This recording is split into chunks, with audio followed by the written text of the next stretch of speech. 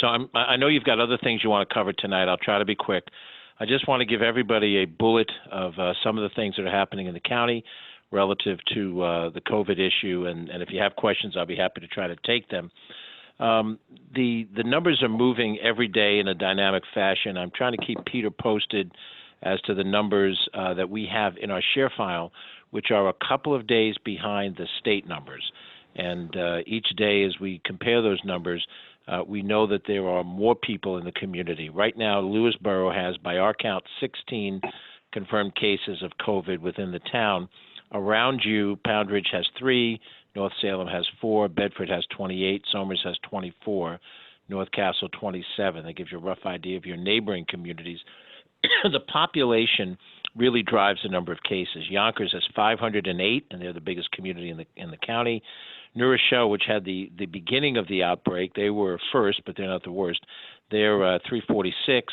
Mount Vernon 224. Greenberg has a combination that puts in the 200s. White Plains at 154, and et cetera. But the countywide number now is up over 9,000, and it's growing exponentially. And we'll talk about what that means in practical terms. But even with the number of positives that we have, we still have more negatives, probably by a 3-to-1 ratio of people tested. And we have tested more people in Westchester County than any other jurisdiction per capita. We've tested about 3% of our total population, which is well above what states are doing and other municipalities are doing. So we're looking at something that gives us at least an idea of what our circumstances are, better prepared to deal with it. Okay. Although what's coming could be pretty dramatic.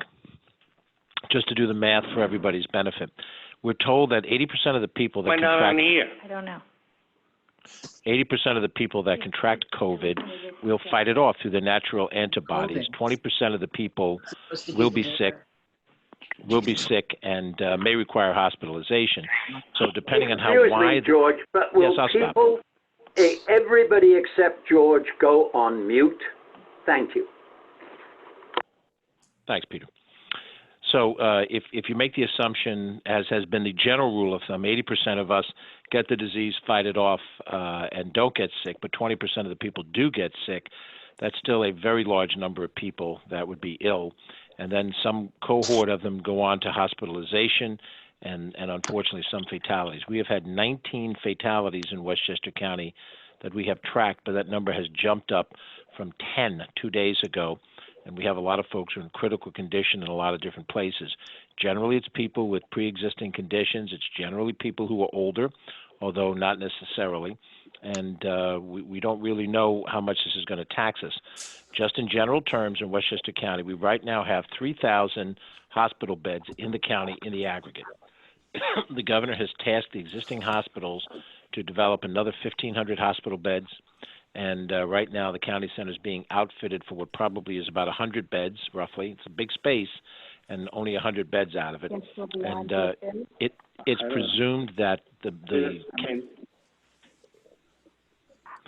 it's presumed that the county center will be the place for people who are non-COVID patients to allow the major hospitals to take on COVID patients. And how that's going to work is not yet known, but we do know that there's always going to be childbirths, there's always going to be people who have heart attacks and strokes and other serious illnesses, and so that's the mix that the state is managing in the process. We have tested more people in New York State, in Westchester County, than in any other jurisdiction, as I mentioned. Our total number of testing is 32,000 people. As I said, it's 3% of our total population. But the more you test, the more positives you're going to find. So to be in the 9,000 range of positives is somewhat proportionate to what we have. From a practical standpoint, what are we doing? The county's done some of the following things. First of all, we set aside the county center, took it out of commission, set it up for temporary hospital services, canceled all the events in the county center. Whatever revenue we had planned for that, that's gone. Glen Island Park has been turned over as a testing center, and Westchester is fortunate to have a couple of... supposed to have ours too, or what? I don't know. What happened? I didn't touch it. Guys, you need to be on mute. Excuse me, could you please mute, except for George? Thank you. So the Glen Island Park down in New Rochelle, about as far away from Lewisboro as you can get, has been set aside as a testing center, and they're doing quite a job of testing. Westchester Medical Center has a testing center. There are now some other ones that are around, and we still have a crew of county health department nurses going out with state health department nurses to test in-house. And so with all of that, there's quite a bit of testing going on, and that's helping us identify the contagion. We have offered a northern Westchester site for testing at the FDR facility in Yorktown, where we have a big major parking lot that would be suitable for testing. It is obviously on the other side of northern Westchester from you, but it is connected by 35. It's just south of 35, and of course on the Taconic. So we thought that would be something the county owns and would turn over, but the state has not yet indicated that they're prepared to create another testing station in the area. Our Emergency Operations Center in Hawthorne is the clearinghouse for any requests for PPE, hand sanitizer, and other such things. There is, I'm sure you know this already, an email address, wceoc@westchestergov.com, by which the town and other towns and cities can request a certain amount of these materials and then disseminate them within the community. I assume you'll disseminate them to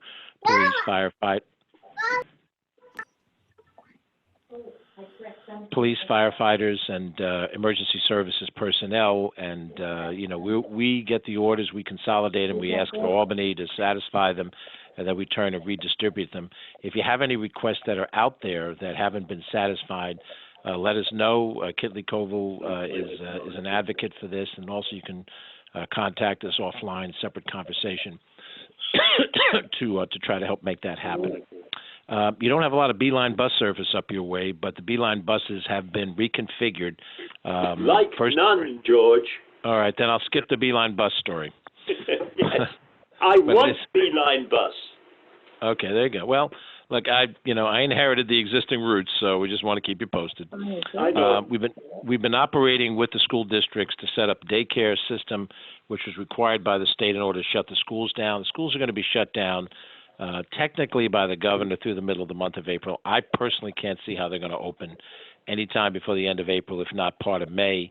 And I don't know what they're going to do with the school year. I know they have some distance learning. It's not our direct responsibility as a town and the county government, but it sets an overall parameter for what's happening in the society. When the schools are shut down, everything else starts to pivot off of that.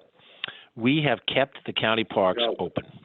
And it's for some people a controversial decision. Some people think we should shut all the county parks, and they're pretty vociferous about it. The decision I've made is pretty much follows the following pattern. If we have social distancing in the parks, appropriate social distancing, then we keep individual parks open. Some of them do not get a concentration of people congregating. A couple do. Woodpound Ridge does. Kensico Dam does, Playland Beach and Boardwalk does. And in those particular cases, we're trying to beef up our Parks Department and our Police Department patrol to lightly remind people, lightly meaning with a bullhorn, that they should be separated and not in close quarters so as not to advance the contagion. There are other parks that we have that are nature centers, trailways, and so forth, and they don't get the concentration of people, so there isn't a purpose in closing them.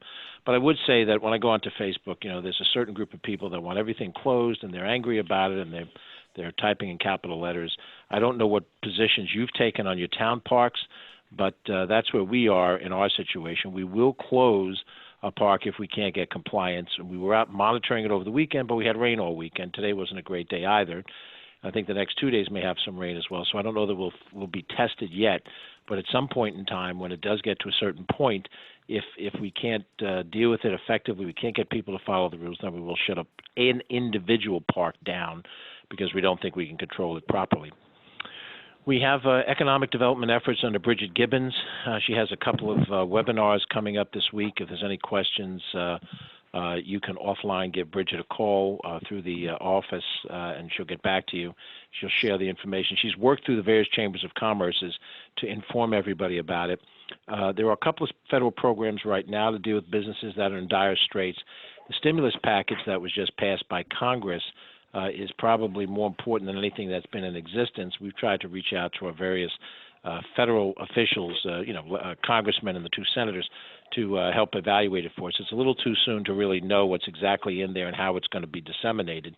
but we'll try to get to the bottom of that, and as we do, share that information with all of the businesses, because there are individuals who are laid off, who need assistance. There are people who own small businesses that are watching their business go right down the drain, and we know that we can't reopen the economy until we're through at least the heart of this contagion, but we also know that when we do start the process of trying to rebuild the economy, we're going to be in a disastrous position to have to push back. We're working on policies relating to property taxes. As Peter heard on our conference call today, we're going to be meeting tomorrow. I have a proposal from the executive branch which will go before the Board of Legislators. We're going to discuss it with the leadership team tomorrow. We're trying to balance the desire that some people have to be able to delay paying of taxes because of their economic hardship, but at the same time take into account that neither towns, cities, or counties have money in our possession if people do not pay taxes. And we're going to, all those levels of government are going to run into a cash flow. When the feds in the state push off a date to file for taxes, they have the advantage of knowing that through withholding, they have already captured taxes on behalf of people. And generally, when you file your income taxes, you're getting money back from money that's already in the possession of the federal or the state government. So they can run their governments in a different way than we at the local levels can. So we're trying to balance those two things, and we'll have a proposal. I think we'll share it with Peter on the municipal call on Wednesday. He'll certainly tell all of you, and there will be a town element in this. We'll make things certainly optional so each town can look at it, determine if this is the way they want to go. We'll have a standard policy and then opt-in, opt-out provisions, most likely, but we'll see what happens. We have a hotline, which we're familiar with, 211 for general information. There is a companion email address, COVID-19 FAQ at westchestergov.com. You can find all of this on our Westchester website. So if people have general questions about the virus, they can either call to get it answered or that. There is a hotline for testing by New York State. I don't have that number handy, but if you put it out in any of your communications, generally a person feels they may need to have a test, they may have been exposed, they call their family doctor. They go over what their symptoms may be at the time. The doctor, who in theory knows them, determines without having to see them that he thinks that that person probably should have a test. He writes a prescription for it. With that, you call the hotline to set up an appointment to get tested. That's the way it's supposed to go. Now, we have a big, long line waiting for people to do this, and therefore there's a long wait to get a test, and there's a wait to get the results of the test. It's very frustrating, I know, and we hear it every day. Somebody calls us and is frustrated, and it's particularly frustrating if you have first responders that are in that position. So if there's, something that will help us out help you out along those lines, give us a call and let us know. If you have a first responder that particularly needs some attention. There's no, official way of doing this. We'll try to do it unofficially, and we appreciate it very much. And then finally, if I'm just looking up and down my list of things, we've made an outreach to nurses and doctors through an email address, LAJC, that's Lindsay Jackson, LAJC at westchestergov.com. So anybody who's a retired nurse, a retired doctor that can help us out. When this surge hits, we are going to have our hands full, and we're going to need not only beds and PPEs, professional protective equipment, and ventilators. We're also going to need medical professionals, and we're going to have to protect those professionals with the PPE, and we're going to need the ventilators to help the most seriously ill patients survive. There is no vaccine for this. There's no antiviral drug to administer after they've contracted it. So it's sort of the standard procedure of trying to keep the fever down, trying to keep you hydrated, get vitamin C in you, to try to allow your physical health, your antibodies, to fight this virus off and to survive. And if you just do the math, as I said before, if we get to the point right now we're about 9,500 so odd cases, if we get to 20,000 cases in Westchester County and 20% of them are hospitalized, we're ahead of that total right now. But you can do the math. 20,000 at 20% gives you 4,000 cases of people. We have 3,000 hospital rooms. If we can add another 1,000 or so between our other efforts, we'll have just enough hospital beds to handle it. But we won't have enough ICU beds if we don't have enough ventilators. And this is where the rubber meets the road. And you can be sure that if we have an extra bed, somebody from Dutchess, Rockland, Putnam, Orange, maybe New York City is going to need it. So, we can't do enough to do this. And when you hear people say we're going to flatten the curve, this is what it means. if we go above 20,000 cases in Westchester County, it will be too steep, a mountain. Then we will not have the available beds, and that's when our problems start. And, at some extreme level, we'll see what we saw on television with Italy. We're trying hard not to let it get to that point. That's what social distancing is supposed to do. That's what having more hospital beds and PPEs and all that stuff does. And, we're going to do everything we can to work with you to try to help get through it. Thank you. Thank you, George. There's only one point I'd like to make on the financial side. I did some fairly rough and ready math on our budget. It looks, although we are at a minimum, going to be 20% short on the revenue side. Sounds like what we're seeing too, Peter. The way I've described it a week ago when somebody asked me, as I said, I think we're in free fall. We budgeted at the county $570 million in sales tax revenue. That number is doing a straight dead dive to the floor. And even, then you add to that, it's a much smaller revenue stream, but we're foregoing bus fares now in order to accommodate keeping the system going. And then we expect that we're going to get nothing in the hotel occupancy tax revenue line. And the mortgage recording tax is probably going to be impacted because who's buying and selling right now? So, yes, we're all in deep trouble, and this is where we're, I think, going to have to look to the feds to see if this bailout is going to include helping local governments as well as helping businesses and people. And we'll get a better picture once we know when the contagion peaks.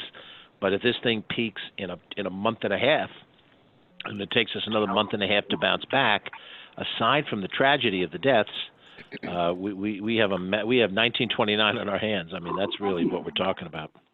And that's what scares me is that my 20% reduction assumed collection of 100% of real estate tax. I don't think that's going to happen. Right. Thank you, George, very much for spending time with us. Happy to do it. Any questions for either of us that anybody has before we go? Latimer? If he's saying 29, should we take our money out of the bank and put it in? Ma'am, do you mind? You can have your financial discussions in a second, but I'd like to take any questions if anybody has them. Thank you, George. Okay. Thank you all very much. Have a good evening and appreciate the interruption of your night. I was going to say thank you for coming all the way up here, but well, this is what it amounts to. The last week I did 6 of these. We did 6 of these on a Monday night, Tuesday night. And, must be Latimer, huh? Hey, yeah, that's who it is. It's Latimer. Take care, folks. Have a nice night. Okay. Okay, good night. Bye. Bye. Okay. Bye-bye. Thank you, Jerry. Hey, everybody, understand this meeting will never go well if we don't mute Peter. whenever one individual is not talking. All right? Peter, I have the ability to mute everyone, but since George called in, I didn't know which was his phone number, so I couldn't keep him unmuted. But what I'll do now is I'm going to mute everybody. And Good. with the exception of you, and then we will unmute as needed. All right. Does that work? I would like to move to public comment, but I want to reserve all public comments on Oak Ridge until we get down to that item on the agenda. Is there anybody who wants to take advantage of public comment in order to speak about something other than Oak Ridge? There being no... Hello? Yeah, let's, I'll tell you what, everyone that's logged in, you have the ability to raise your hand, so I'm going to mute everyone, and I'm going to look at the hands that are raised and unmute those people so they can ask your question.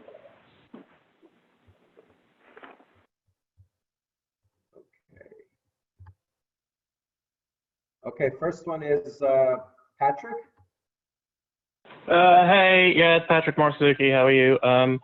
Wanted to ask a couple of questions. So firstly, Any progress?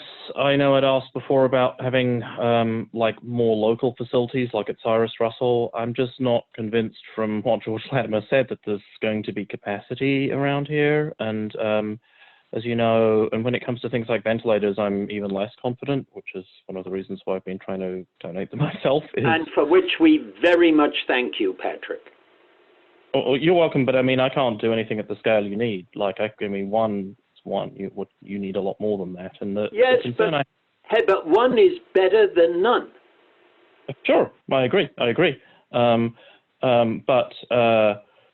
you know, one of the concerns I have is that I think, you know, when I talked to the director of Northern Westchester Hospital, you know, most of their emergency plans historically have worked around being able to borrow ventilators from other hospitals in the system. But it looks relatively likely that, you know, they'll peak at around about similar types of times. You know, that the Northwell system includes hospitals in Long Island, of course, but also like Staten Island, and I think Lenox Hill might be part of their system. So, you know, they can't, you know, if all of the hospitals need their ventilators at the same time or close to the same time, you know, there's going to be a shortage, I think. And you know, I know. Really, I'm not disagreeing with you. It is extremely important that we actually try to make this happen, and I am trying to make it happen, but without any particular success, I admit. Well, but I mean, I guess my point is that the types of devices like the one I bought, it's a consumer type device and you can still acquire them, and they are FDA approved for this now. It's a kind of a third world solution to be intubating people with these kind of devices, but compared to, you know, when the state is building tents in Central Park, I think, you know, taking solutions that have been pioneered by doctors in India and Pakistan to save people's lives, I think sounds quite reasonable, right? I mean, compared to the alternative of having nothing.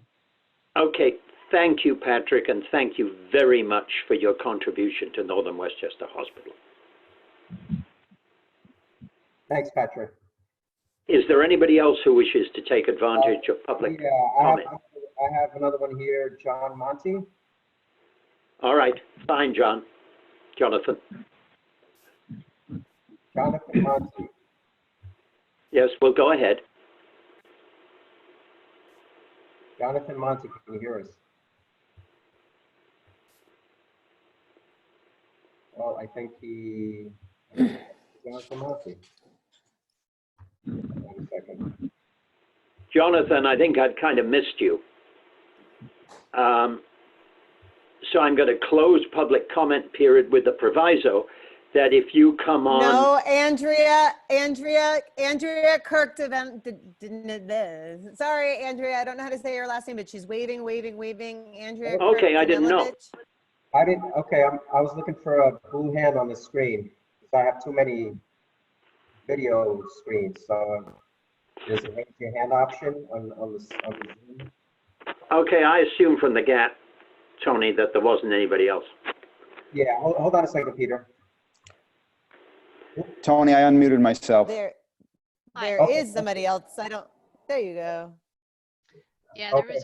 there is a raise hand option somewhere on here, but Okay, so so John, go ahead. Let's go with John first. He was the one we were trying to get on. Go ahead, John.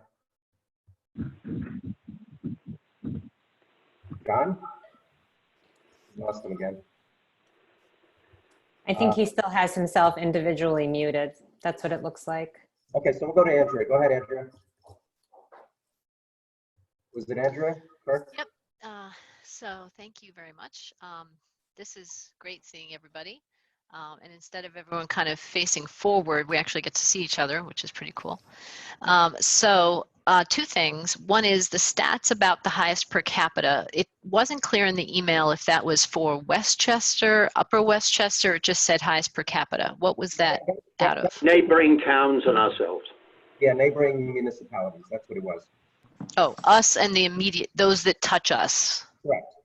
Okay, that's a pretty, I would include that because it made people not understand. You're right. Yes, you're absolutely right. Okay. And I may have missed it if you already covered that because I joined a little late. Okay. So this is utterly different topic. You may remember that I spoke, I spoke some number of meetings ago about wanting to see the signs, you know, those signs that have the, they show, welcome to Lewisboro, welcome to, you know, this and that, you know, those white signs that are on a post, right? And we put the little wreath on them.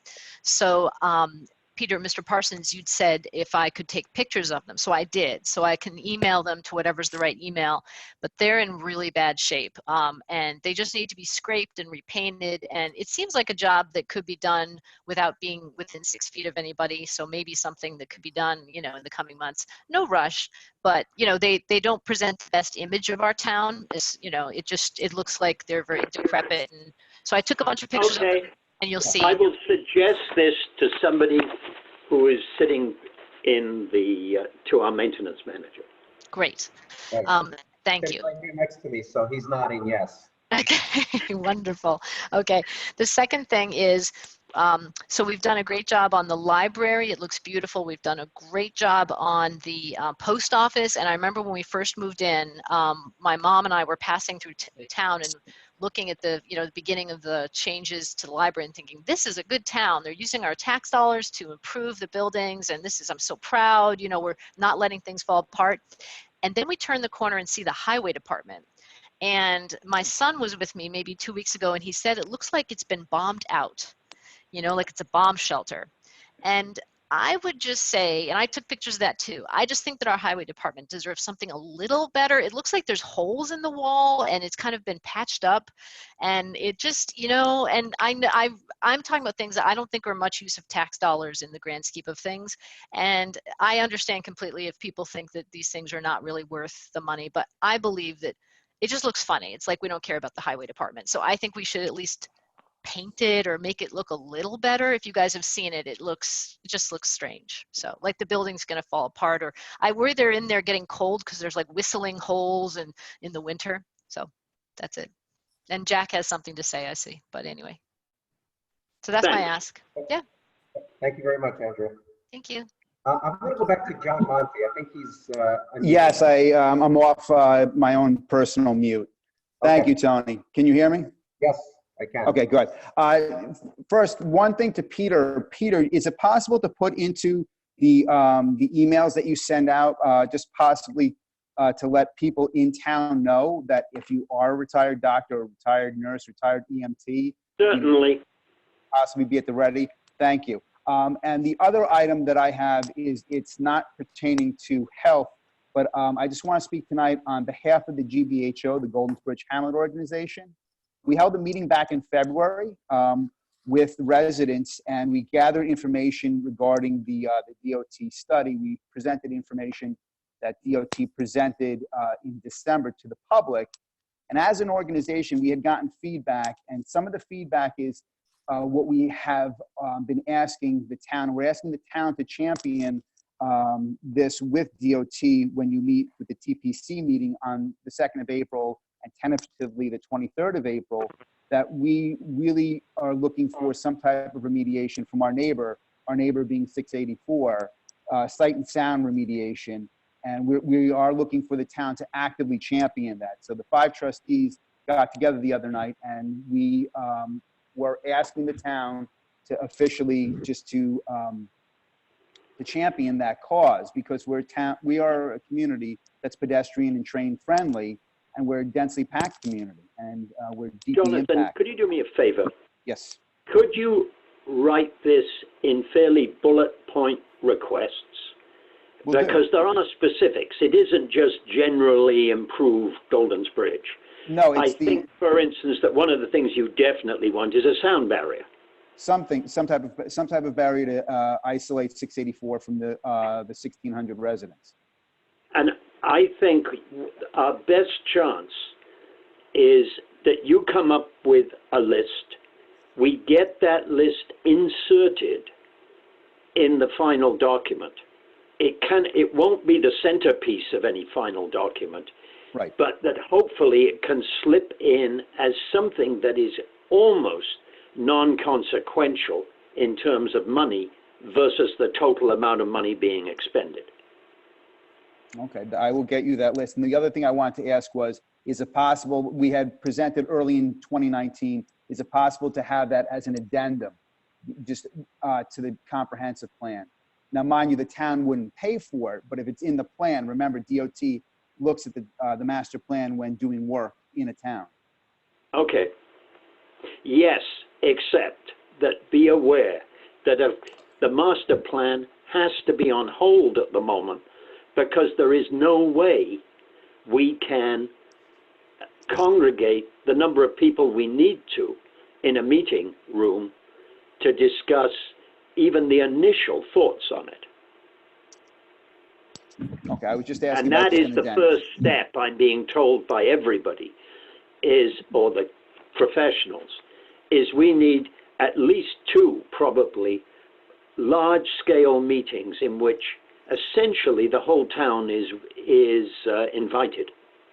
Oh, I was just asking about an addendum. That was what we had presented back in 2019, just an addendum like the bike walk path addendum. Yes, but I've got to get the master plan going before I can add an addendum to it. Yeah, so I think Jonathan is asking about an addendum to the existing master plan. Is that Yes, correct? that's exactly okay. Right. Yes. Okay. Just an addendum like the bike walk plan. Is 684 even in the, yes, it is. 684 was built by the time the master plan was done, I think. Yeah. Yes. Oh, it was. It was the master plan was finalized in 1985. Okay. So yeah, it was definitely. Because I can remember 684 being built, and that's why I was wondering which came first. Mm-hmm. Thank you, Jonathan. I will get that to your list. I will get that list to you. Thank you. Thanks, Jonathan. Okay. And we'll see you at the meeting in April or not? I hope so. Okay. If not, send a substitute. And that meeting is this Thursday, correct, Peter? Yes. I'm not sure. April 2nd. April 2nd. Yeah, that sounds right. Tony, can you just unmute Dan, please? He's trying to make a comment. Oh, there he is. Okay, I thought I had him. Yep. And thank you, Jonathan. Thank you. Hold on, Dan. Hold on. Dan, are you sure you're not muted on your side? Okay, hold on.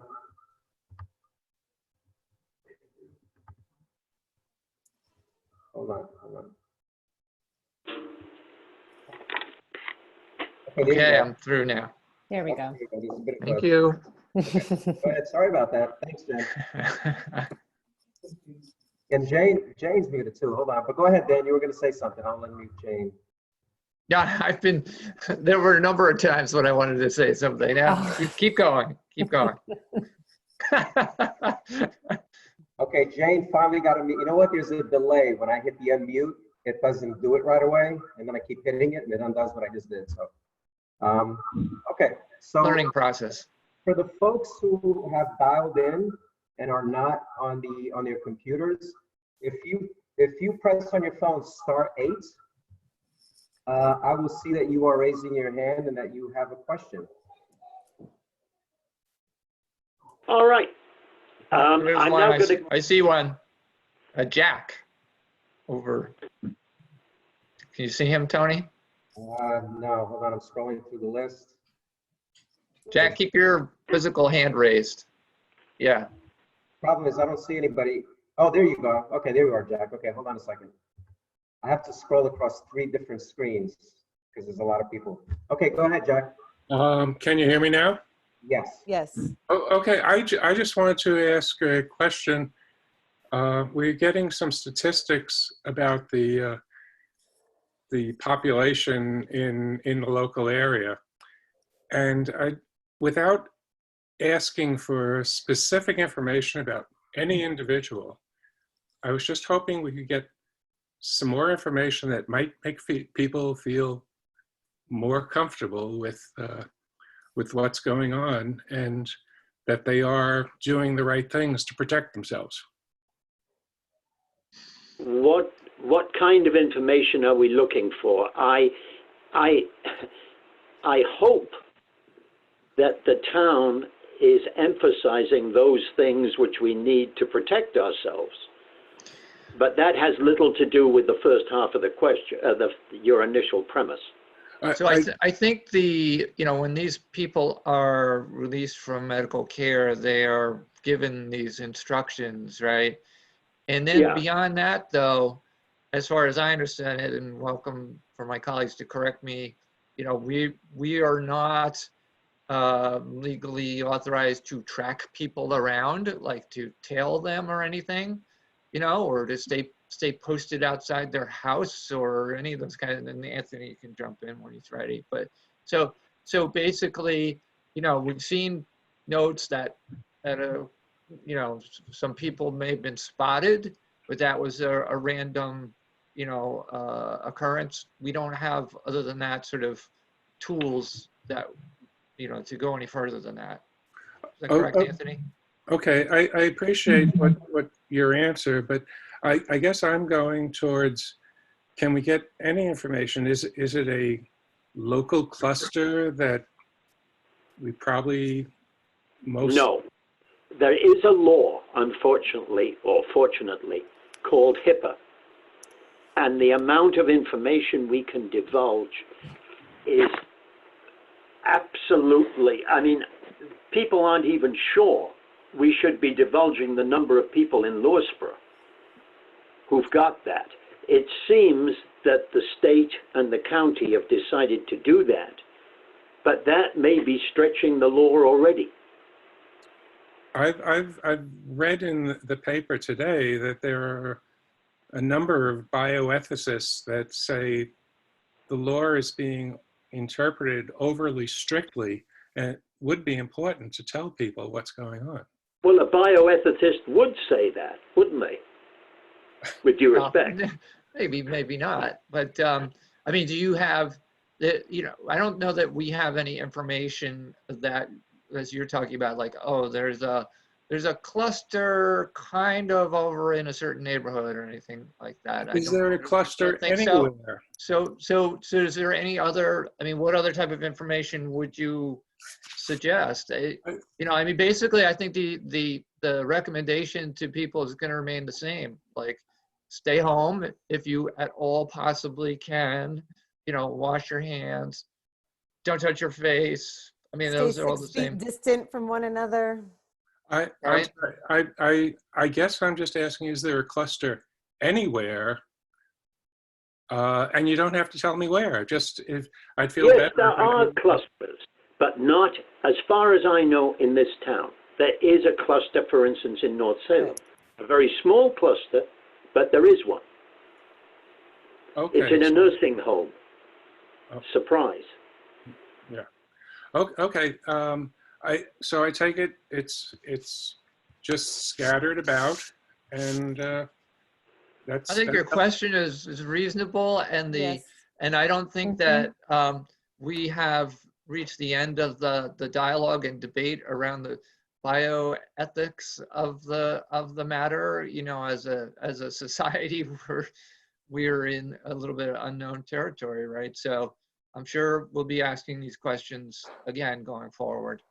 Oh, okay. Thank you, all board members and everybody, and keep up the good work. Thank you. Thank you, Jack. Thank you, Jack.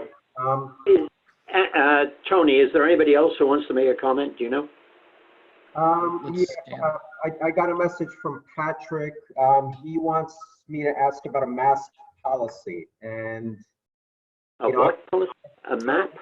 I think that refers to the idea of at some level or other requiring or requesting or urging or whatever individual residents suggesting whatever level it is. But the wearing of masks, anytime you go outside of your front door. Well, I think I would say more specifically when you go into a public building. So if you go into Greenway, that we should at least ask those businesses if they would enforce a policy that people should cover their mouths with a mask, or even even if you tie a t-shirt around your face, it's better than nothing. And the evidence, I know the CDC and WHO have been resisting these recommendations, but the evidence is clear that countries like Japan, South Korea, Yeah. Some of them test a lot, some of them don't test a lot of people. If you look at the one common policy, it's the widespread face mask wearing. And Anthony, if an individual business, had a sign on their door, no one admitted without a mask, is that legal or not legal? That's more of a private issue for that particular store owner, but I would imagine they could enforce that policy, especially given the current conditions we're in. I would think that would be something the store owner could do. Interesting. Okay. Especially the grocery stores are places that no one can avoid. Yeah, well, but at Greenway, it doesn't look like the employees are all wearing masks. So. All right, Jane, I've talked to them today. You know that, don't you? Sorry. Or not? I've talked to them today. The manager is in hospital with having a foot operation. Oh. I've got hold of one of the owners, and they promised to be a lot stricter with their employees. Okay. So I would say that this... what somebody is saying, which is what Patrick is saying, which is that people coming into the store need to have masks. That is merely employees. My feeling is, sounds like a recommendation that we should at least let, bounce around a little bit and maybe if possible sound out the retailers as to what their thoughts would be about that, whether that's something they'd be willing to go for. I mean, to some extent it might be, it's protecting their own employees, so they might actually support it. Who knows? Dan, one of the things is we've got to ensure there are enough masks available to make that practical. So maybe it's even at the the homemade mask bandana level even is helpful. It's not a guarantee, but it does reduce the numbers a little bit. Yes, that's true. Yeah, even your shirt over your, anything cloth, anything. Yeah. Or I mean, like what I would suggest, if you have a spare T-shirt, you can wrap it around your head if you don't want to. Right. All right. Well, if we can kind of knock that around and look for any other place that's done that, best practices, ways to sort of word that and define that better, and then bring that to our retailers and see how receptive they are. As there are we've not been saying, so it shouldn't be that hard. Yeah. As we've been saying, if we're not making people uncomfortable, we're probably not doing enough. So. Yeah, I would say that like a T-shirt material should be fine. Probably scarves are not, because they tend to be fairly loosely fitted unless. All right. Thanks, Patrick. All right. Thank you. Thanks. Tony, does anybody else wish to speak? Anyone else? I'm going through the list here to see if anyone has raised their hands. I don't see any. So unless anyone, let me just unmute all for a second. If anyone wants to shout out a question at this point. I'd like to say something. Hello? Yes. But I think every store owner should have gloves and a mask. I was in the pizzeria today, and the guy making the pizza has no gloves, no mask on, nothing. So it shouldn't be just the people coming into that store. It should be for all the workers that are working in these retail stores, be protected as well. Okay, I don't think we have the power to enforce that. We have the power to advise it. Well, we could ask them. Yes, I said we have the power to advise it. All right, so let's see. That's, it's not an unreasonable thing. There may be, supply reasons or something that make it difficult, but if we can come up with some recommendations, there's no harm. Well, Paul's Pharmacy just got a whole bunch of masks in. I just got an email, so they have them there. Okay, I didn't know that. Okay. Yep. They're in. Okay. Anyone else? Okay. All right, I'd like to close the public comment period and go on to communications. You should be aware that the Nature Conservancy has closed their 4 preserves in town, and they are, for those who don't know, They are all in the Todd Road area. And if I can find my crib sheet. While you do that, Peter, hold on a second. I'm going to mute everybody and then unmute just the board members. Hold on. Are you looking?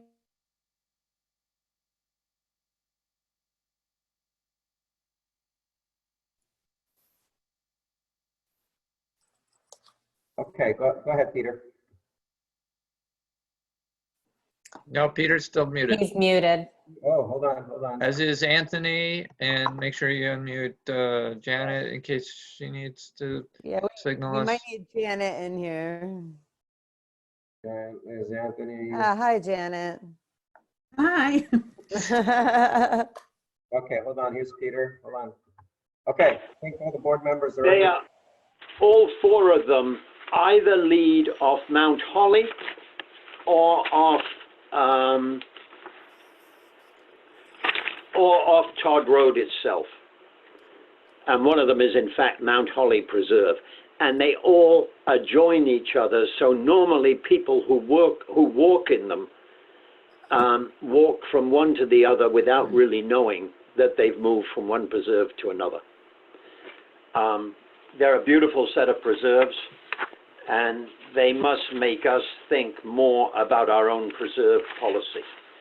I haven't called them to find out what motivated that change on their part, but obviously something hit them which made them want to do that. I think we should go on next to the consent agenda. I move that we approve the consent agenda. Do I have a second? Second. Discussion? All in favor? Aye. Aye. Aye. I would like to then move to propose a resolution that we appoint John Pappalardo as a town judge.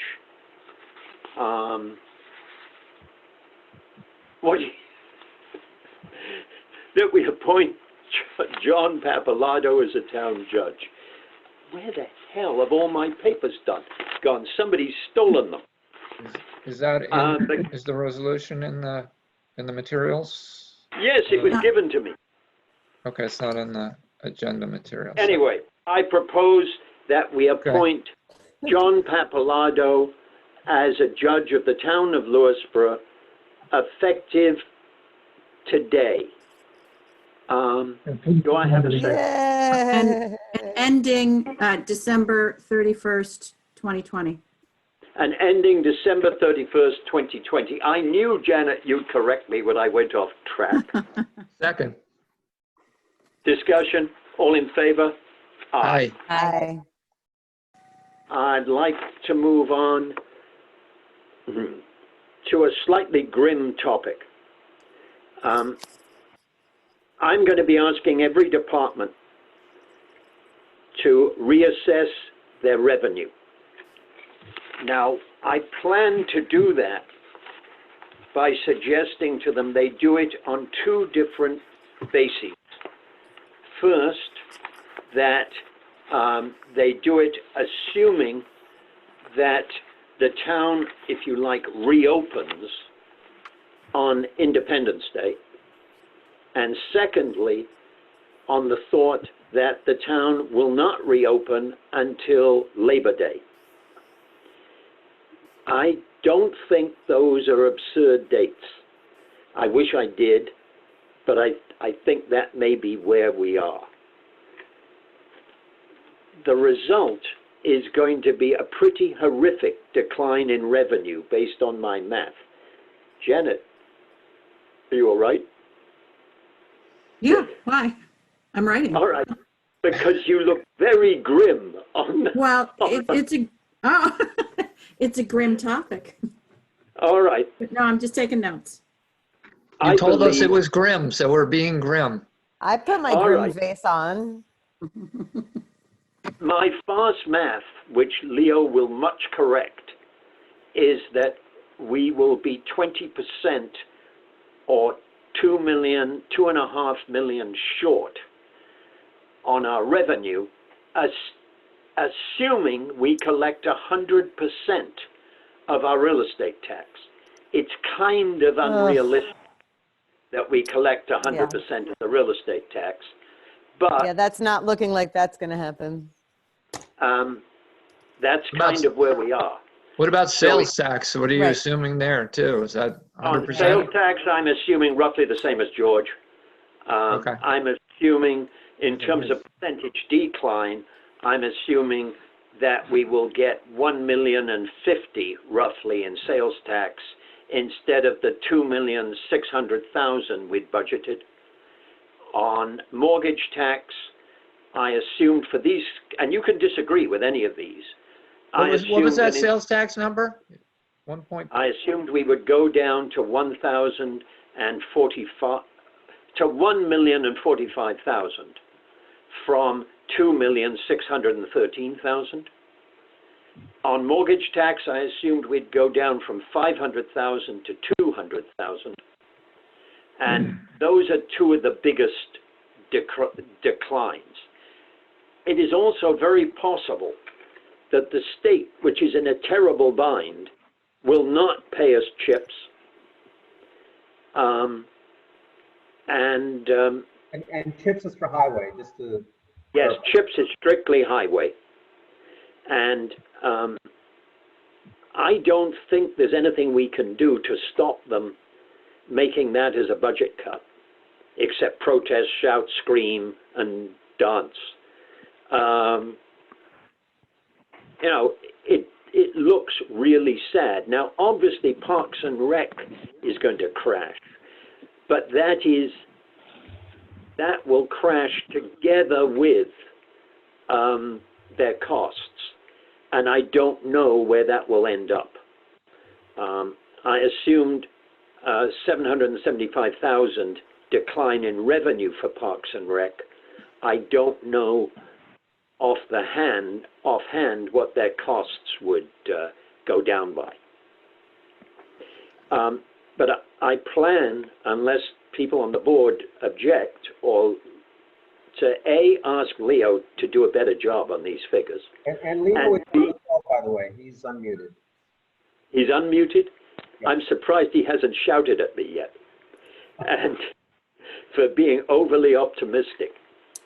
And in addition, I plan to ask each department head how best to do their own revenue estimate, and hopefully to come up with some significant reductions in their costs as well. Thank you. I think we should plan to discuss this quite seriously beginning in 2 weeks' time. Have we got another budget? Have we got another meeting? Are there elements of the budget which would argue for sort of immediate action in order to sort of grab as much of the, stem as much of the hemorrhage as possible? And I'm just thinking out loud, like, if we were spending a lot on paving roads, which, some of which that they're not doing yet. Yes, there is, but we're not doing any road paving yet, and I've already quietly talked to Peter about that. All right, so in other words, this reasonably... We can pray to the snow god for no more snow. And anyways, let's do that. In other words, spending is essentially sort of frozen if it's at all optional or yes. something that's not hurt somebody. So all right. There is one. Go on. No, fine. I just didn't know if there was some action we had to take in that. I don't think so. I'm just opening the subject, making it clear to people that it's a real subject with big numbers, and it's a bit scary. Okay. And you will understand, I hope, if I am rather mean on spending with Leo for the significant future.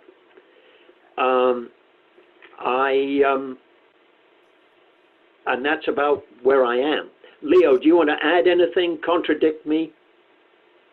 No, I don't want to contradict you. I was thinking that a 20% reduction was optimistic on your part, but when you dug deeper into the numbers that you were talking about, you didn't sound as optimistic as I thought. So I'm okay with your thought process.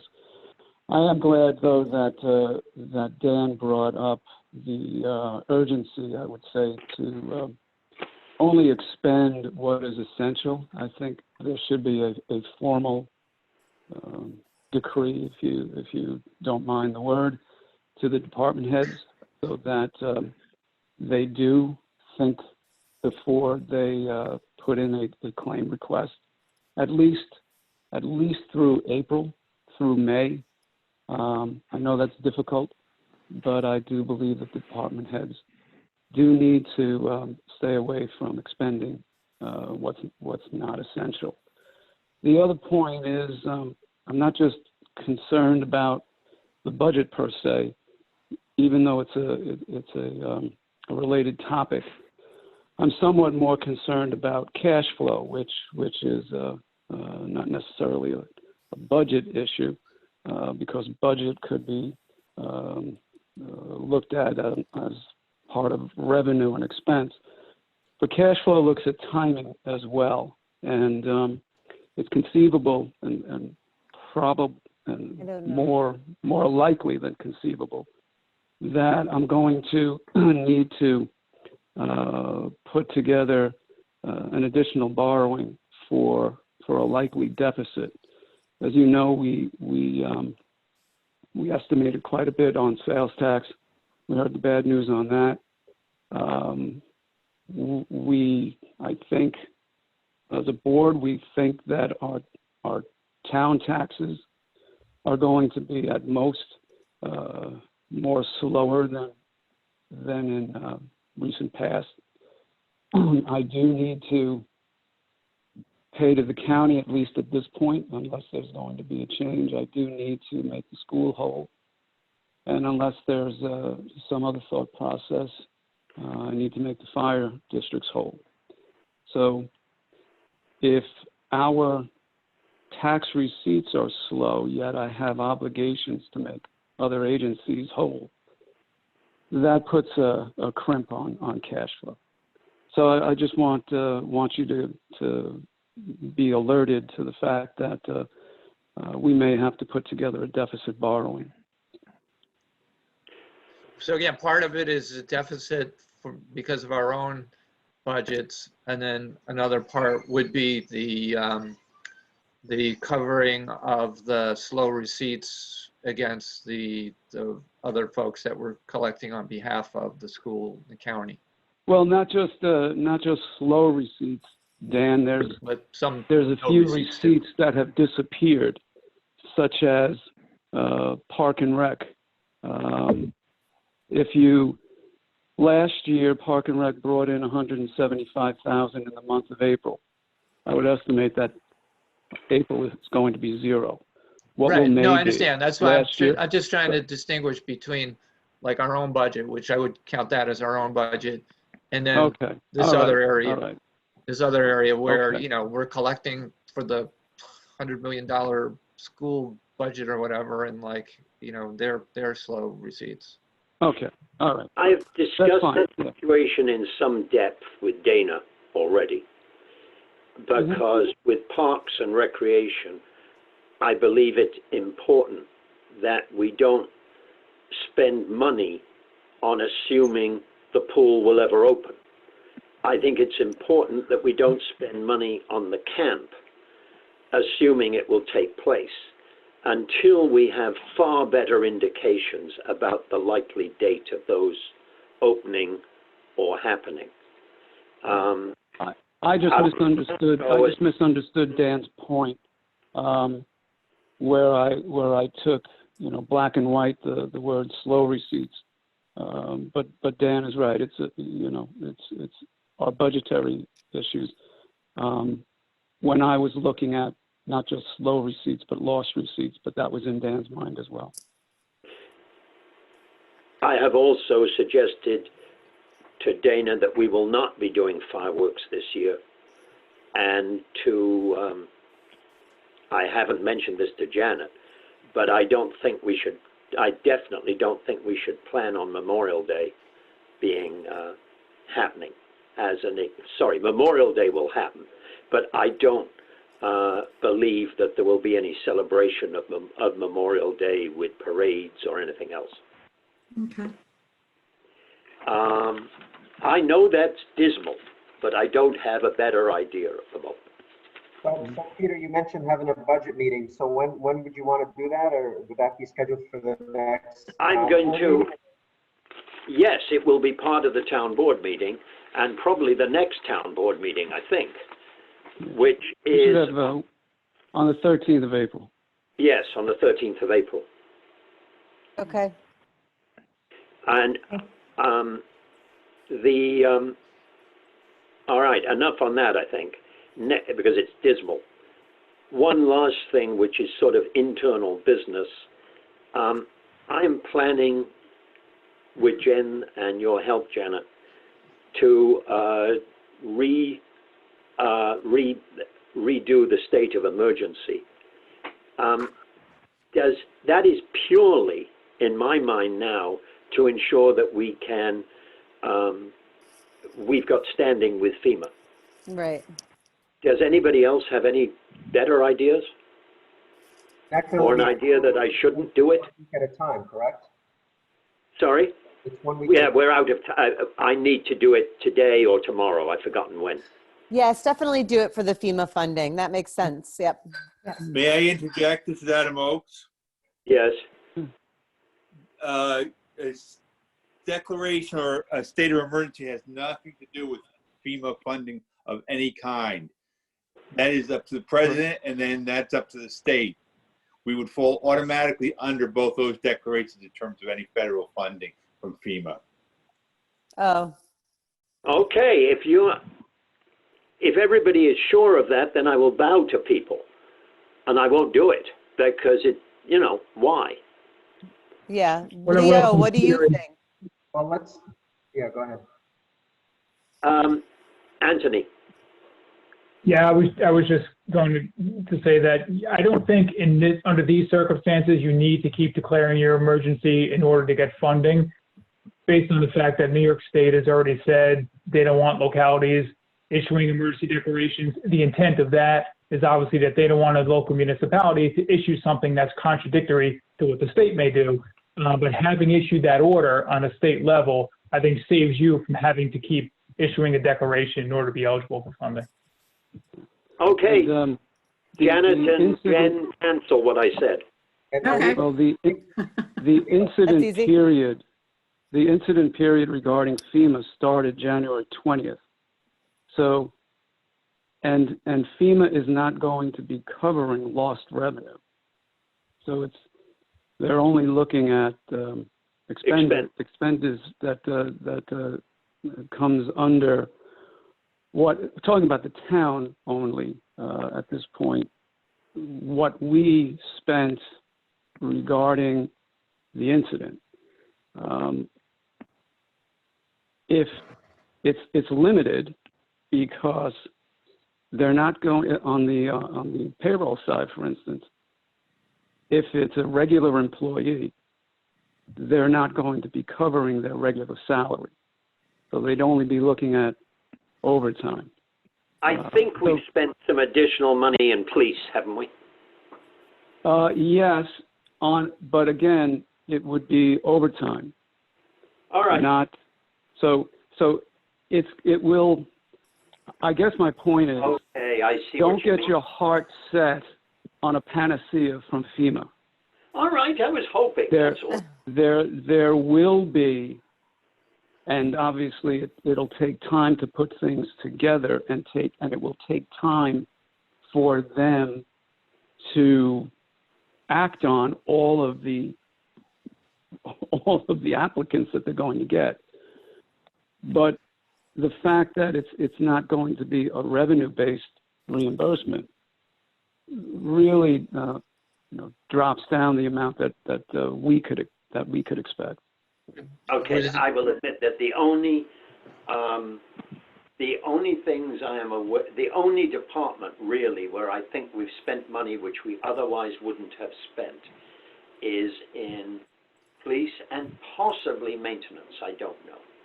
Are there things that we could be doing, you know, which would be of help to our residents or neighborhoods that could be funded by this that maybe we need to look for? Well, there's one caveat with that. Let's say that we wanted to buy something, whatever that something is. Mm. And let's say it's a $10,000 something. But the incident only lasts for, let's say, 6 more months.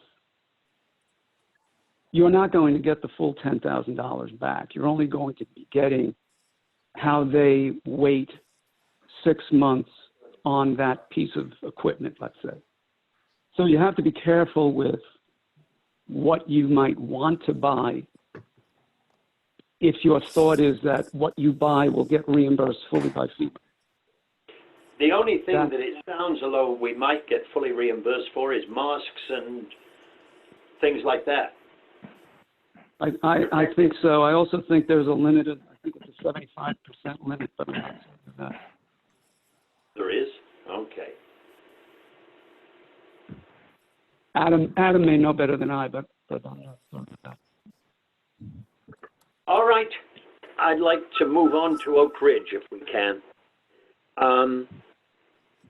First of all... Actually, just a question, Peter, just yes. To get back to the emergency declaration, doesn't that get us other things? For example, the ability to bypass any town codes as necessary, if needed? I don't think we've bypassed anything we couldn't have done otherwise so far. Right. Okay, just a thought. So then you're saying that we're not going to extend the declaration of emergency? Yeah, I don't see any particular reason to do it. And I'm getting a nod from our lawyer and from Adam and from Leo, which is a pretty powerful combo. Right. Okay. Okay, Oak Ridge Water. Phil. Yes. Which Phil is it, actually? I should have asked that. Ehrenbacher, right? Phil. Yes, good. Would you like to bring us up to date on what's happening in the water area at Oak Ridge? Both on the TTHMLs, or whatever it is, and the iron content which they've been suffering from?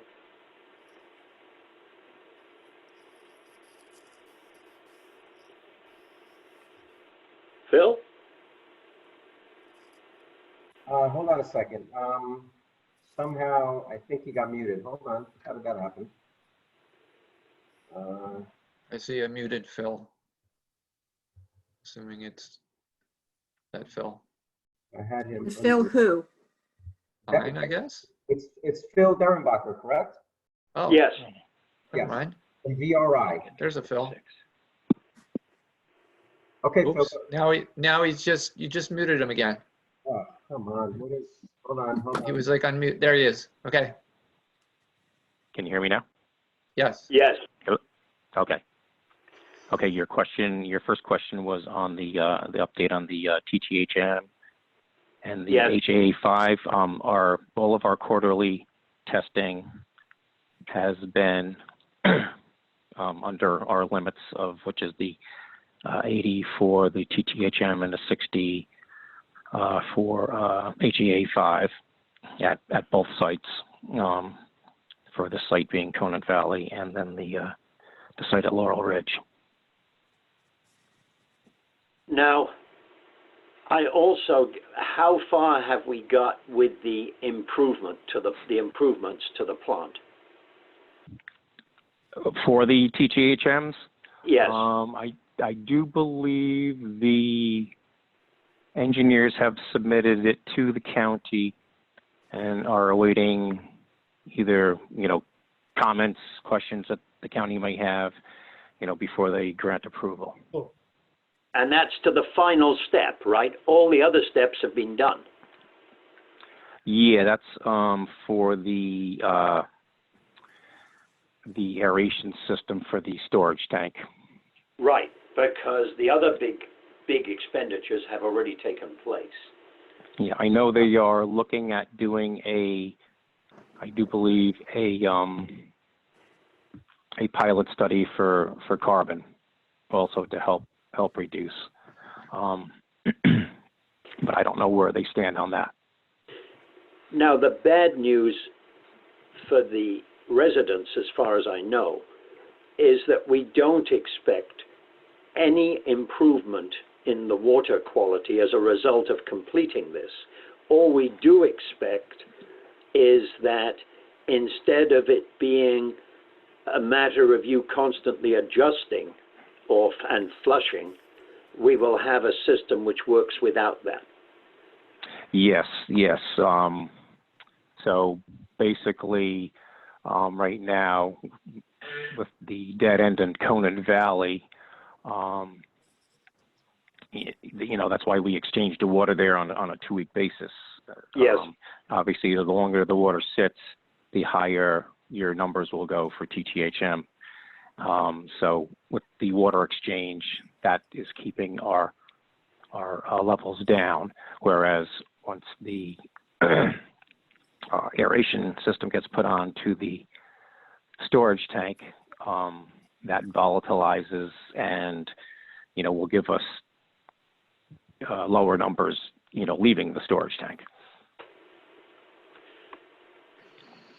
Okay, and we've got no idea when the county's going to do that, because county health has got a lot of things on its plate at the moment. Yes.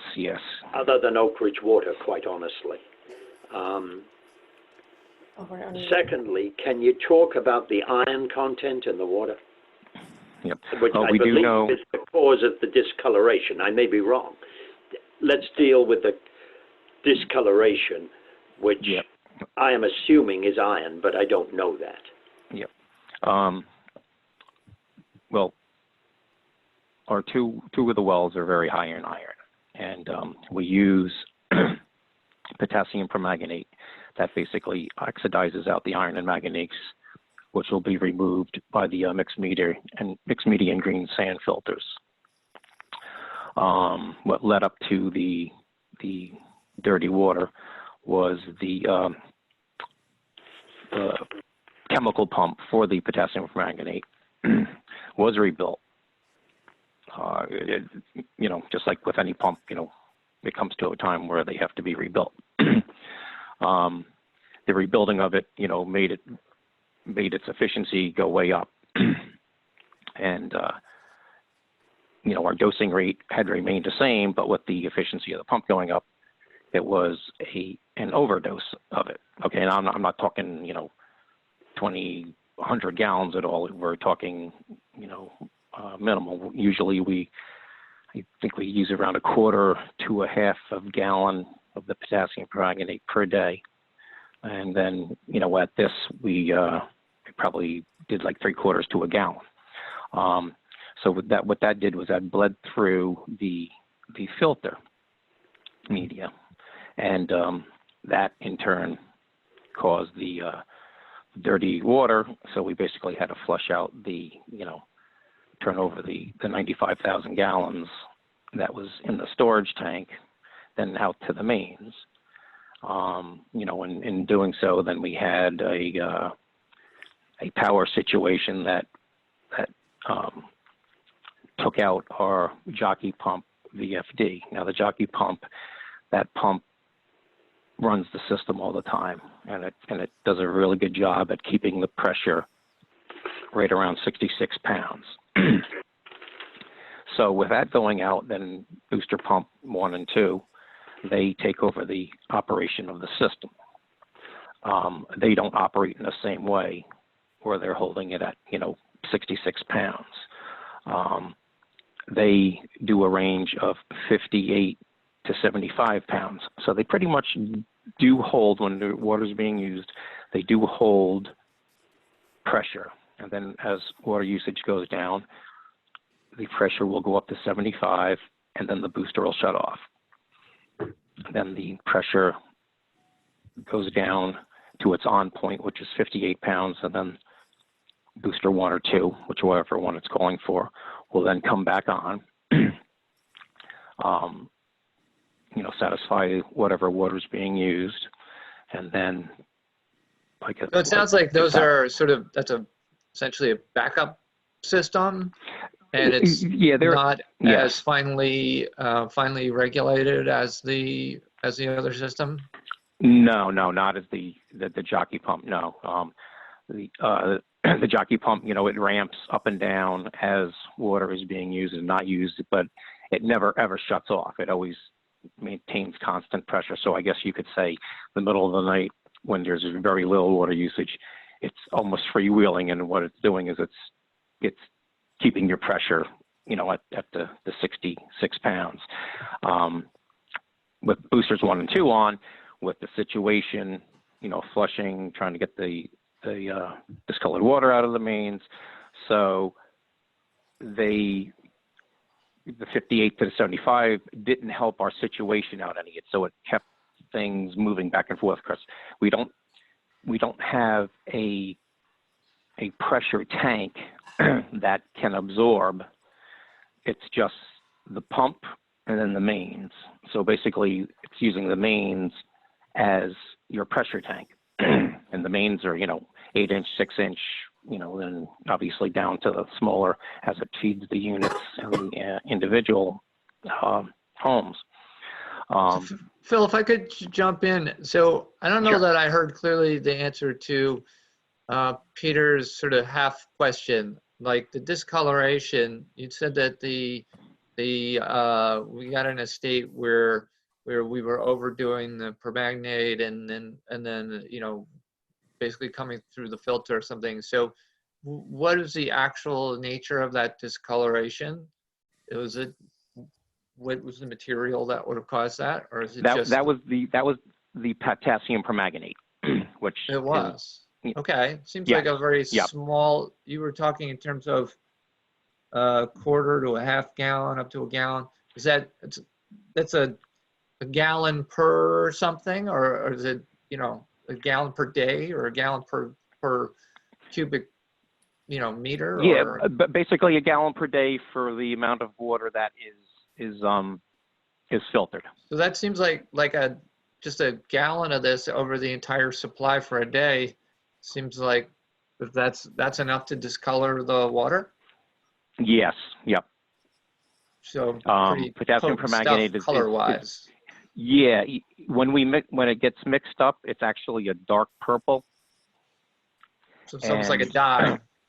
It looks like a dye. Anyway. Yeah. Yep. And so with the overdose, you don't get that dark purple. You get the pink color. And then we got into the the brown and. Right. So how much longer for this discoloration to go away, Phil? It should be dissipating. I mean, we're producing good water. We've got the jockey pump back on. What's the definition of good water? Excuse me? When you say good water, what is the definition? Oh yeah, we've got clear water leaving our storage tank. We are not overdosing the potassium permanganate. The backwash of the filters, they get backwashed on a daily basis. We did get, we had the one well number 7, that pump had burnt up, that was replaced. And if you saw that, basically what fouled that pump was just the amount of iron that's in the wells. The pipes are orange, the pump's orange, and that all gets caught up in the impellers on the well pumps. And, after a while, I mean, it's sort of, I guess you could refer to it as hardening of the arteries, where so much builds up and then it hits that resistance and, you know, it burns up the motor.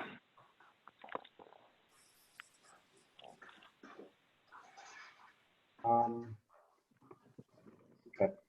So at this point, and what about the pressure, the current pressure? I'm hearing that there's still an issue with water pressure that some of the residents are experiencing, lack of pressure.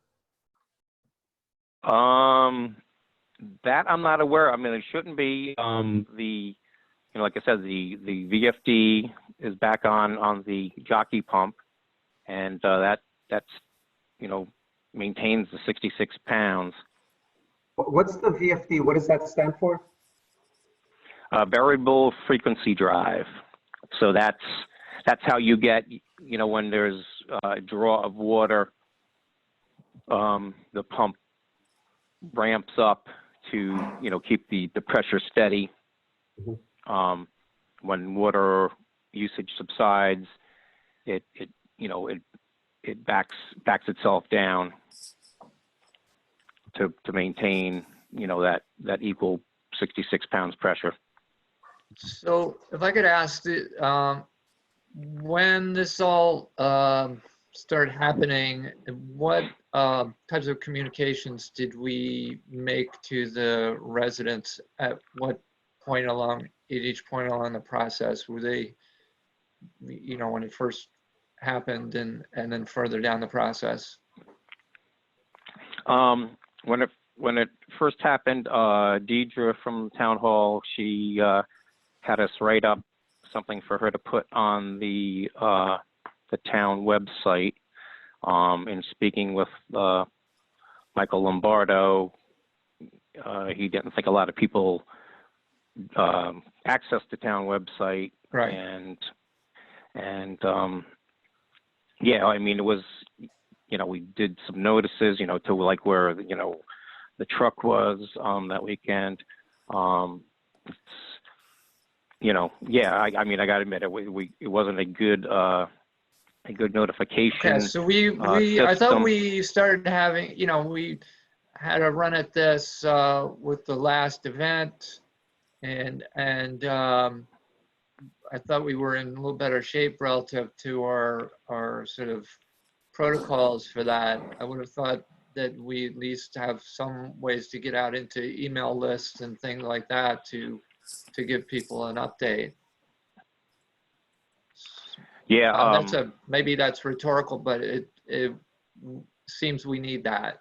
I mean, yes, when something like this happens and people are sort of asking questions back and forth and we don't have an authoritative update, you know, putting on the website would be great if everybody went there, but they don't. Yeah. Let's work on that. Another town that we work for, they have a and I was trying to get some information, but you know, with everything going on in society, a lot of places are, you know, closed, but they use this Blackboard Connect. And what that does is the town sets up an account and they input names, addresses, and phone numbers. And when anything should arise, whether it's an emergency like a water break or just regular going out doing meter readings, they get a phone call. A message is typed or in, a text. and then it goes out to all of the phones that, you know, the town has inputted, you know, in whatever water district that they would have, and people get a actual phone call of, you know, what's happening. So in today's budget land, even adding that is maybe might be a question mark, but at the very least, you know, if there are sort of neighbor chains or something that could be constructed where, you know, we can email, you know, 10 key people and it's their job to then, you know, work down the chain in some way, come up with something anyway. One thing, you know, and Adam just made a note of it here is we have that New York alert system. We can certainly have residents sign up to that, and then whoever gets that first, whoever's reporting the incident can report it to whoever is sending out the alert. There is a Lewisboro option with the New York alert system, and I recommend everyone sign up for it. But one question I have is, should this communication, it's VRI, when there's an issue, VRI will find out about it first, correct? Yes. So should that notification go to the management company of the complex, and they should have the responsibility of notifying the residents? Why is the town getting involved in that chain? Because the town was receiving calls, and Deidre, that's why Deidre wanted to put it on the town website. Yeah, because I would think the management company should have a list of all the residents and how to contact them. I think the onus should be on them to get notifications out. Yeah, I mean, and that's a majority. I mean, we do have the 22 to 25 residents of Conan Valley, which I don't believe is under the management company, but you know, yeah, we could see if they have like an association over there where we could call, you know, 1 or 2 people that can spread the news over in Conan Valley, and yes, yeah, with the managing company to get it through to the condos. Right. Yeah, so I think we I'm just looking for Dan because he got kicked out. Hold on. Okay. I think we need to really sit down and discuss that overall communication process, and maybe that's something that yes, you and I, and we'll get Plaza involved as well. Good. And okay. we have a firm communication plan in place. That's great. Yes. There was a question on the chat. Doesn't the town own the water treatment facility, not the condo association? And yes, that's the case. It's town, the water district. I don't know if that helps. Yes. That Yeah. answers the question. Yeah.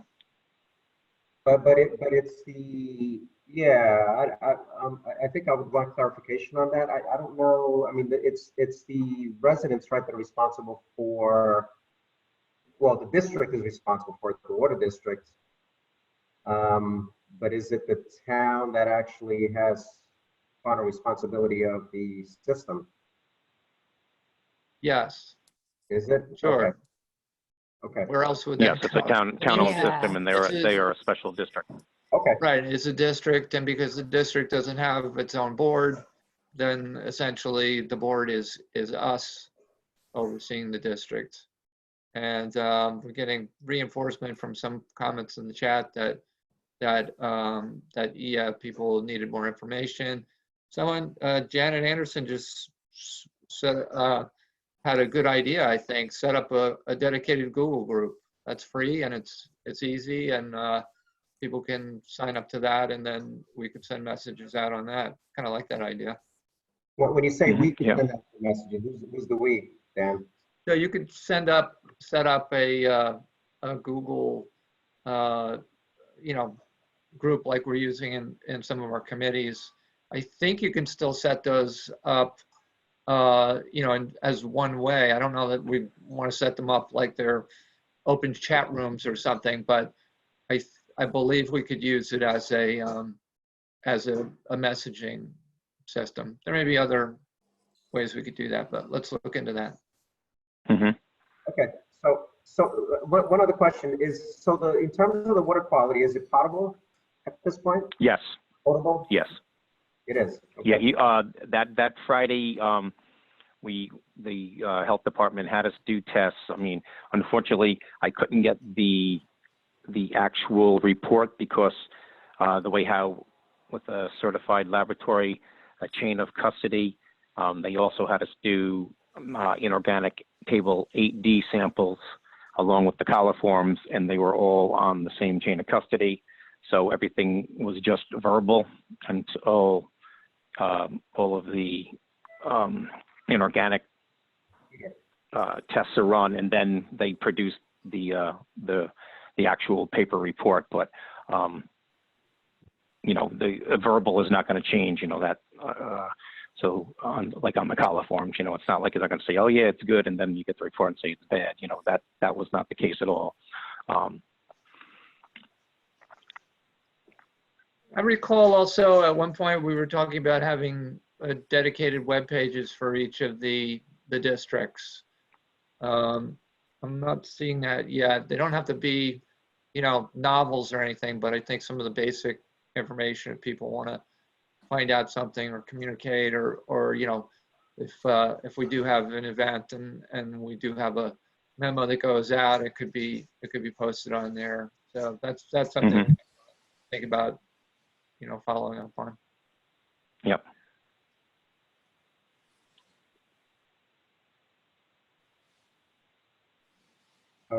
We just lost Peter. He's because he's muted, but I don't see him here. He probably got kicked out also. Did he dial in? Do I see him? Let me see. I think he muted himself. Look for a 533 number. What number is he? No, I'm on. Peter, there you go. There he is. Thanks. Phil, one question. Yes. You said that the discoloration on the water did not exist at the plant any longer. Correct. So if each individual household was to run their water for I don't know how long, would they in fact clean up the color of the water by because if it isn't at the plant, surely it's more likely would to be in the specific condo or the line into it. Yeah, that could very possibly be, you have your big mains, which are your 8-inch mains, and then each condo unit goes to a 2-inch line, and then from the 2-inch line it goes to probably either 3/4 or 1/2 inch to feed each unit. And it is possible wherever the tap for each unit is tapped into the main, if there's any slug in the main at the tapping point, yes, running your water would help clear it. Well, what else could be causing dirty water at a particular condo if the water coming out of the plant is not discolored? That would be the only thing. Pockets. Obviously, when we flush the mains, it's not every cubic feet that's coming out. It's hard to explain, but you're not getting your full pipe that's coming out the hydrant, and pockets do stay in there, and on occasion, they'll as movement in the water main, moves, you can, be susceptible to getting that pocket. How long would you advise people to flush for in order to flush their own pipes to get rid of this? That would depend on, how much is there. Yes, I know, but you'd run it till you get it clear. I don't have any better answer than that. There's one of the chat messages, or several times they're mentioning that the communication could be made through the plaza, and I guess the plaza refers to the management. Yeah, that's there. what we had just discussed. Yeah. Is plaza management present tonight or not? Michael Lombardo, are you present? I gather not. Okay, so if they have ways to connect with all the residents, then certainly that makes total sense and simplifies things. Yeah, we can definitely get set up something with Michael and Tony and Joel and just get our communication definitely better. But I would like, if in fact people are going to have relatively clear water, if they just run their water, then I think we need to advise them of that. Yes, right. Yeah, that. Yeah, obviously in our, in you know, in future, we can Right, definitely so address it sounds that. like we can test out that communication channel now, because there's still a lot of people who may be wondering about this. So crafting some sort of a memo which says that the situation is fixed, you know, a simple description of what that situation was. And if you're, and, you know, advising people if you're still seeing discoloration to run your water a bit more until it clears. I mean, Yeah, it seems like because a lot But of times, a bit more could well be half an hour, right? yeah, it could be. Yep. A lot of times where, you know, if you just have a few, you know, sporadic here and there, I mean, you don't always want to go and say, okay, well, let's flush the main, because then you could, you know, just make matters worse, you know. Obviously we had to flush the mains when we were doing it because, you know, we had a big matter going on there. But, you know, once it settles down and you get to individual, then yes, the individual running the water for their unit, definitely. Okay. I just want to take a moment because there's quite a number of comments in the chat. You know, the water issue has persisted for, you know, 10, 11 days. These are obviously people who are trying to use their tap water during that period of time. So for what length are we really flushing at this point? You mean for the individual people? Exactly. If they were? Yes. Well, it could be 20 to 30 minutes, like Peter had said. Obviously, if we're running into that where it's not helping, you know, that's not helping their situation, then, you know, we would have to put out a notice, and then we would have to do a full hydrant flushing again. I'm seeing a message which says like, oh, I heard of some discoloration, but it's somewhere in Oak Ridge, but I was okay. So hopefully that suggests that it's just, you know, some people haven't run their water as much since this was all cleared up, and they should do so.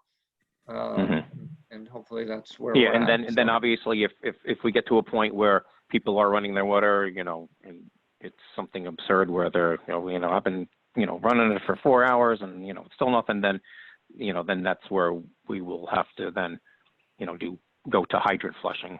So let's try to make, in this communication, let's try to make that clear, you know, so that we don't have people who are just wondering and letting it run for 36 hours that you know, if it doesn't clear up within whatever your recommendation is, then, you know, please shut it off and contact, you know, wherever the contact is. Yeah. Okay. So why don't... Yeah, go ahead, sorry.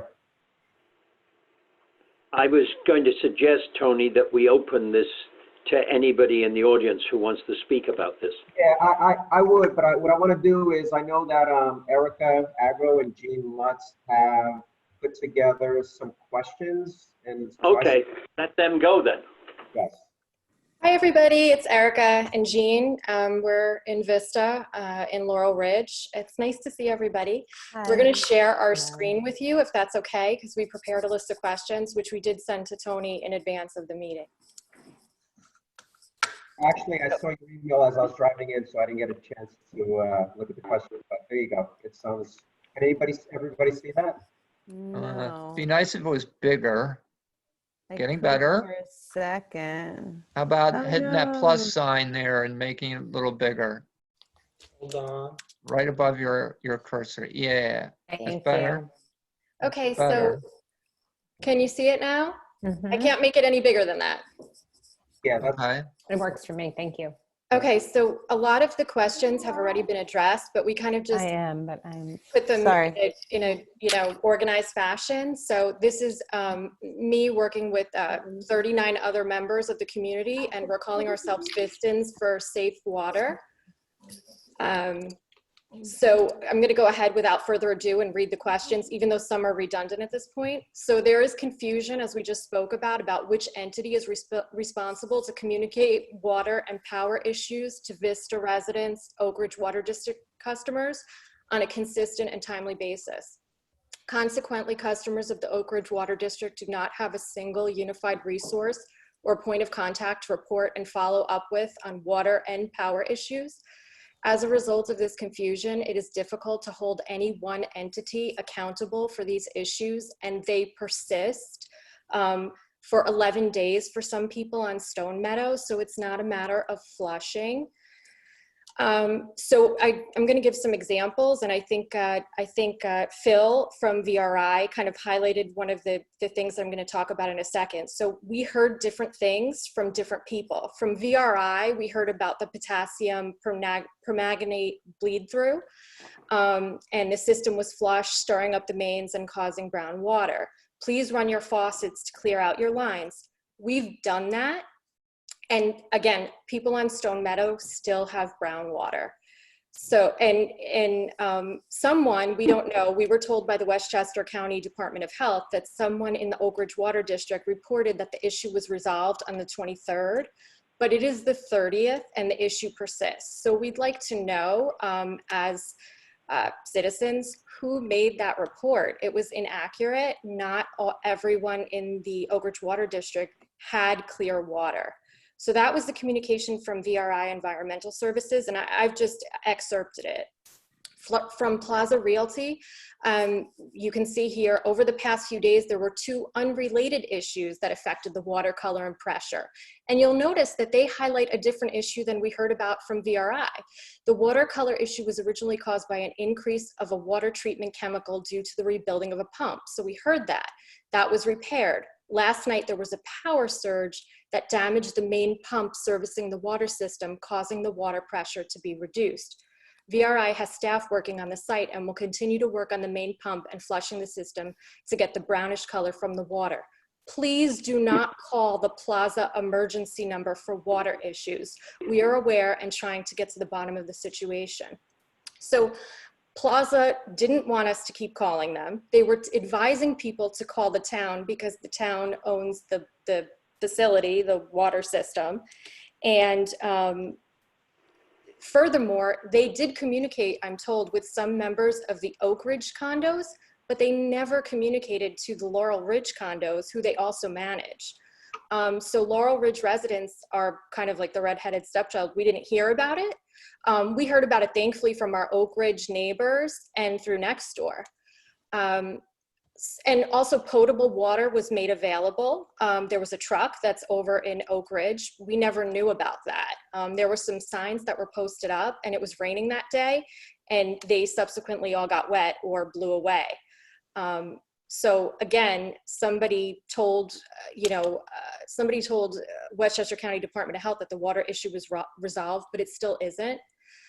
We heard from Westchester County Department of Health, Wayne Schneider, who's the engineer assigned to the Oak Ridge Water District, and he had to say about this matter, the Oak Ridge Water District has indicated that it has been experiencing frequent interruptions in its primary source of power. So Oak Ridge Water District is telling the Westchester County Department of Health that they're having frequent power interruptions. And Westchester County Department of Health is attributing our recent water issues to those power interruptions. We all know we had this brief outage or surge. I think it was either late on the 18th or on the 19th. Westchester County Department of Health says these power interruptions result in disruption in the water pumping and treatment systems. The systems will shut down, restart on the emergency power, shut down when primary power returns, and restart on primary power. These frequent interruptions in operations result in resuspension of settle sediments in the storage tanks and the distribution systems, resulting in changing in appearance of the water delivered to customers, brown colored water. They say, Westchester County Department of Health, that the Oak Ridge Water District has been instructed by them to develop a flushing and sampling protocol for the interruptions and to investigate changes that can be made to the water system to minimize the effects of the interruptions on water quality. So the Water District reported that water quality returned to normal on March 23rd for the recent event, and that bulk water was made available to customers during the affected period. So a couple things, it did not return to normal, as we've said. Residents of Stone Meadow Drive continue to report low water pressure and brown water. Why was this incorrect report made to the Westchester County Department of Health?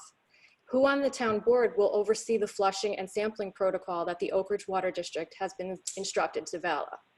So that's one set of questions. I'll keep on going. Again, these are a representation of questions from 40 people in the water district. So I'm going to go on. Given the above example, who will be our main point of contact on the town board going forward on all water and power related issues? How often may we expect communications from that person, and what form will it take? We strongly suggest that going forward, whomever is the main point of contact must carbon copy a member of the town board, Plaza, VRI, Wayne Schneider, or some other representative of the Westchester County Department of Health. And this is because the issues don't seem to be getting resolved, and there's not good communication amongst all these parties. The New York State Department of Health lists the population served of Oak Ridge Water District as 892. This number predates the erection of Laurel Ridge and is severely out of date. It's inaccurate, and it's been used for, it looks like, over a decade. We must update this number to ensure it accurately represents the number of people drawing on our system.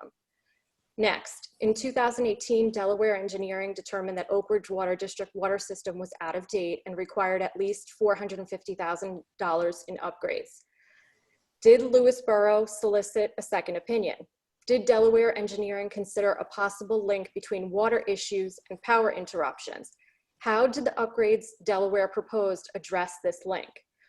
Again, the Westchester County Department of Health is emphatic that there is a link between the recent water quality issues and our power interruptions. These issues seem to go hand in hand, and they appear to have to be addressed together.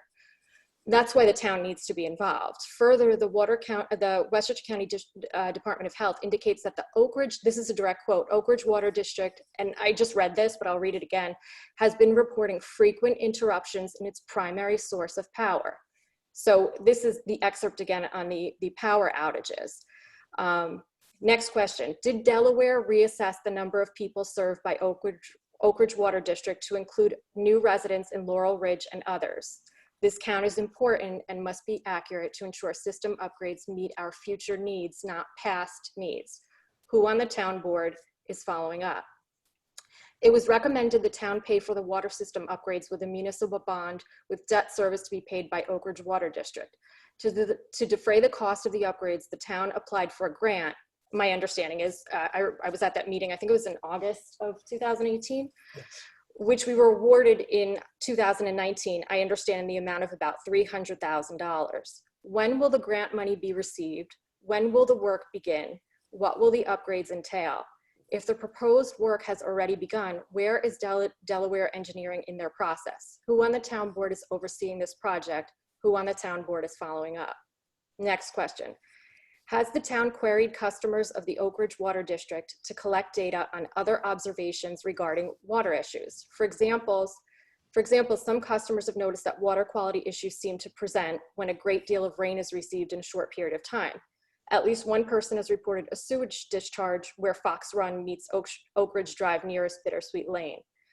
Who on the town board is overseeing the water and power issues occurring in Vista? How are they serving those residents impacted by these issues? What is their communication protocol?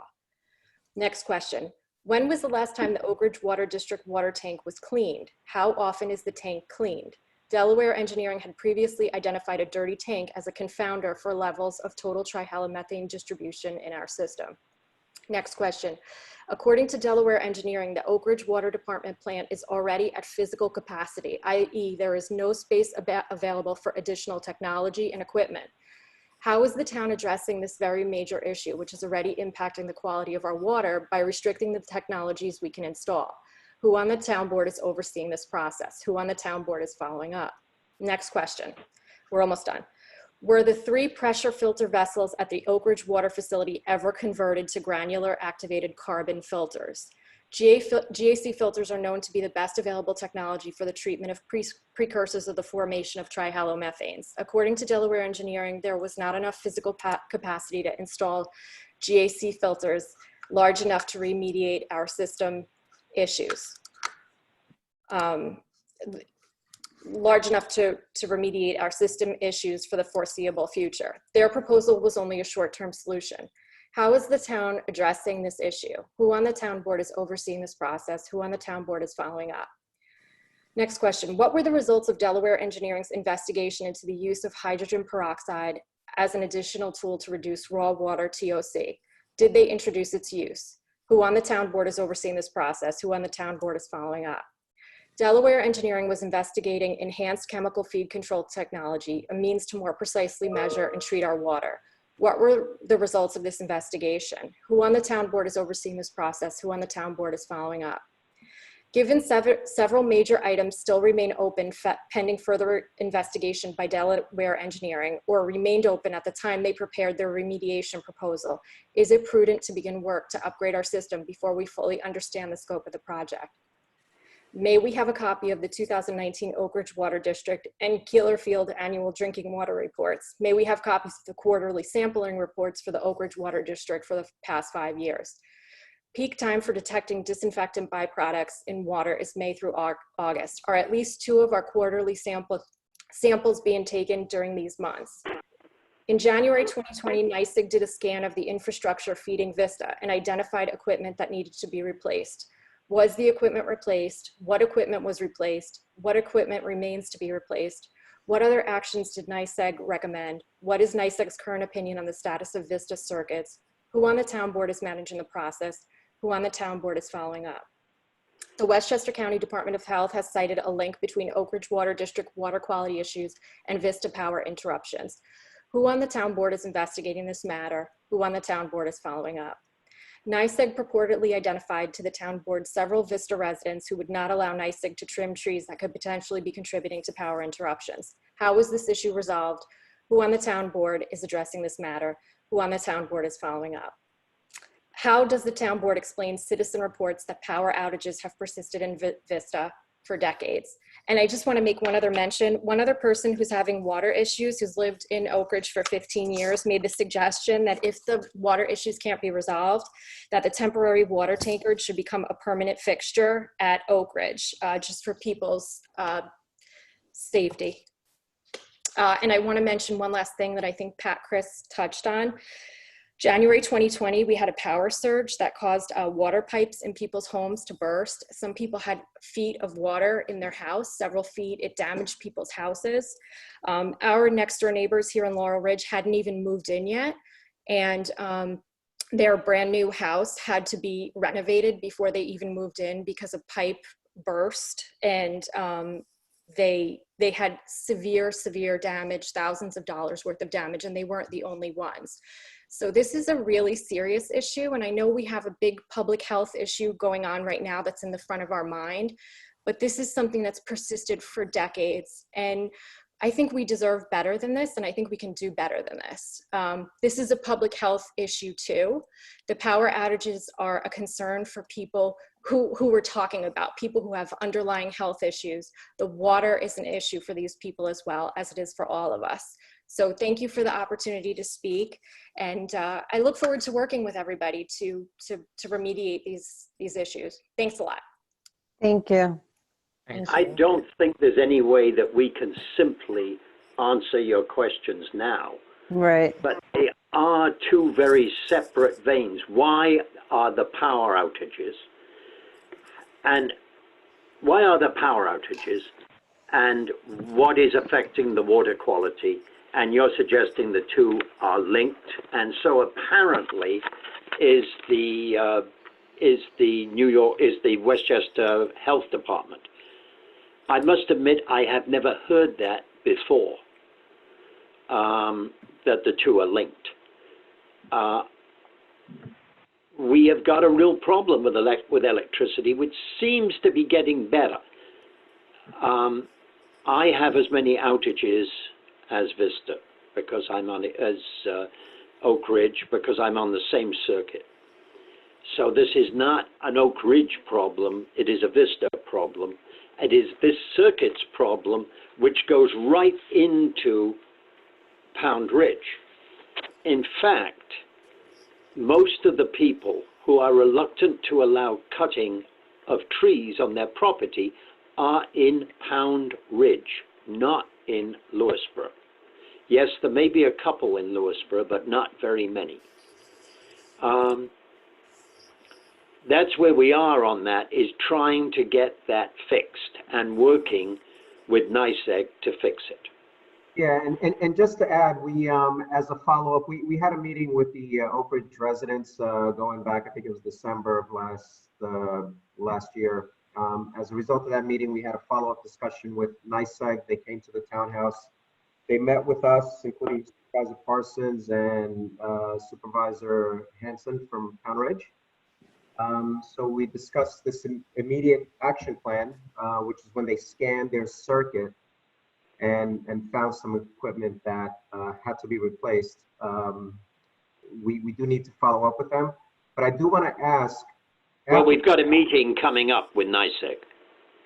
Right. So, but the question I have is, after that work was done by NYSEG, it was probably in early February timeframe. Would you say that the frequency of the outages are fewer than they were before? I would, yes. I don't know about the people in Oak Ridge, but certainly at my house, they went down. Then we had a surge in them, and now they've gone down again to one, I think, in the last 2 weeks. I think I've had one. Right.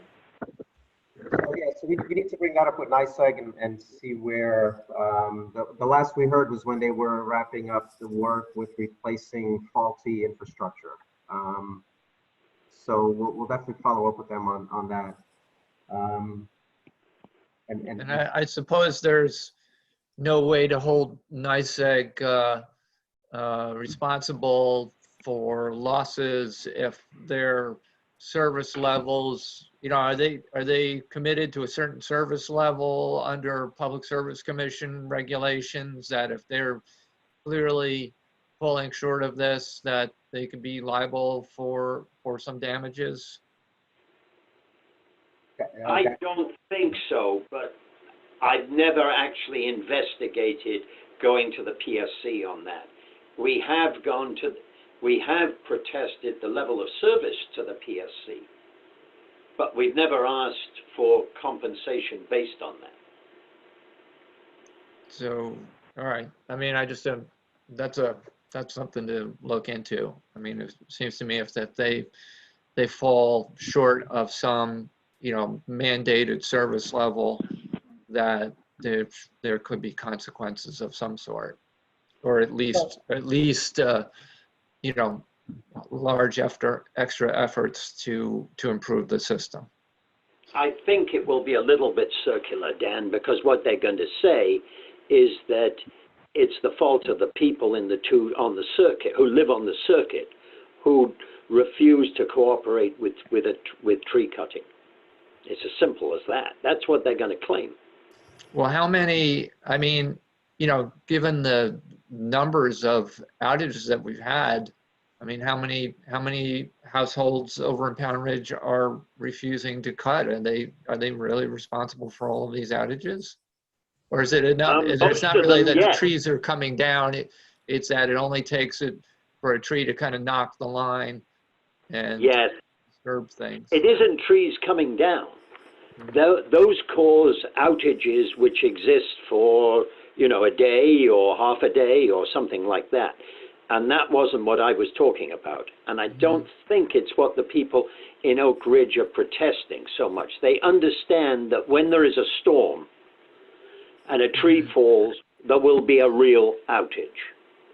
So and they were supposed to be installing this fast reconnectors. Tony, what's the name of that old piece of equipment? Yeah, micro closers or something like that. Reclosers. Yeah, and that was supposed to be able to cover the very quick outages. And no, I don't think so. I think it was supposed to cover the major outages. Yeah, it was to bring them back online soon, you know, quicker. It wasn't preventing the outage. It would basically reconnect a circuit if there was an outage.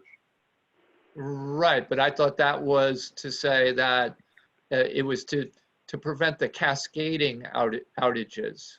Right. So it gave you, so, you know, it's, well, maybe right. Maybe it's, well, we need to find that out. Right.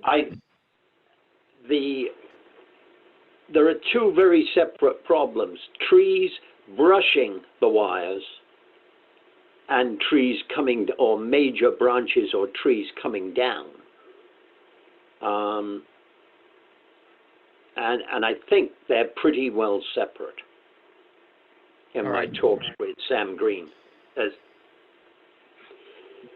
Well, anyway, we've got a good long list of stuff to go through there, and I think we are obliged to do that and ask BRI to take, you know, their cut at it and make sure that all the questions are answered. And if there's truly people that are still out of water and you know, it's not part of that original fix and it's like a outstanding problem, then we need to know what that is ASAP and have a plan to fix it ASAP, and people need to know, get a report on that immediately as well.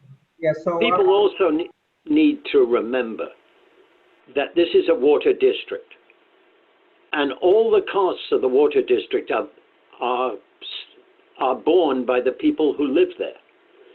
Therefore, the town board tries to reduce the costs of running this water district as much as possible. Maybe too much, but we get so many protests over the level of water bills that we do tend to be very careful of any expenditure.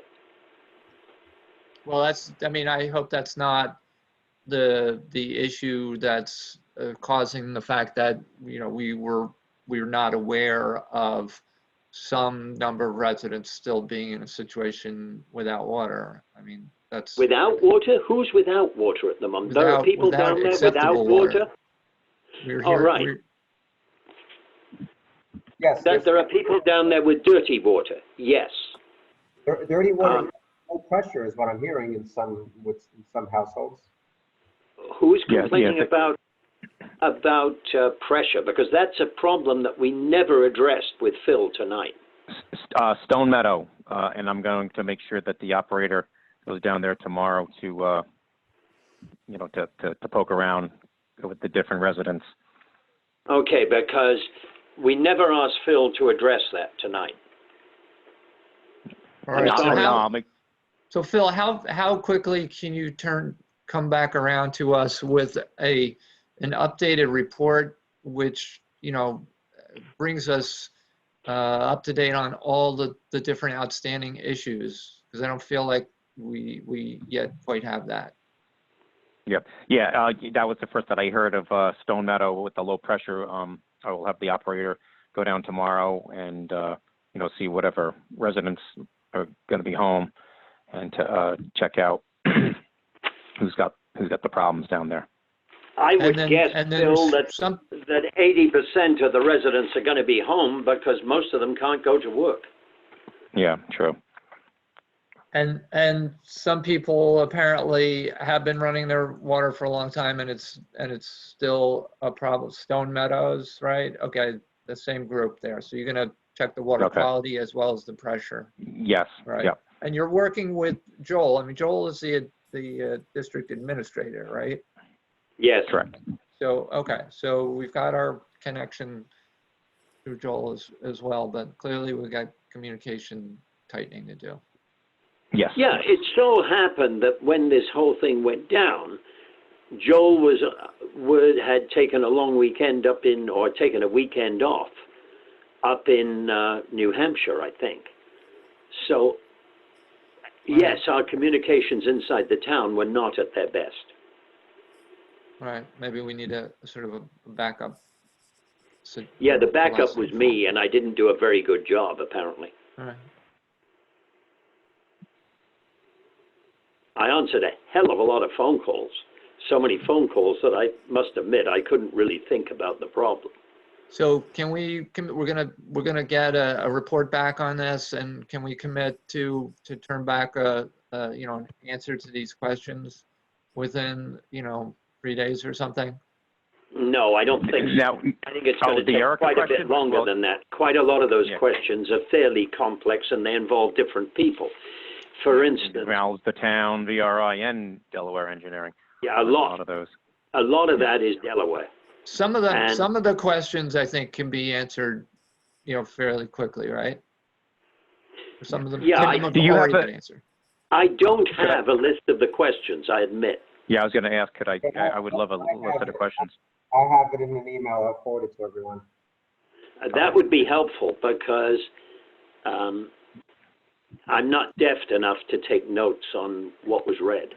I think with some of them, there was a little bit of redundancy perhaps in them, but we should turn it into kind of some sort of checklist, and whatever things we can answer right away, let's go out with those, and and then indicate the plan for the remaining ones. Yeah, we also Yes. need to remember, Dan, quite honestly, that at the moment, the people involved in this are also spending most of their time on the virus. This is Yeah, so we'll figure out. Yeah, we'll carve out some time. I think we should get all the players together on another conversation in parallel to what's going on with the virus. Okay, but I'm just saying, Dan, be careful because a huge amount of time is going towards the virus. okay, but VRI is not part of that. No, not at all. Right. But on the town board, yes.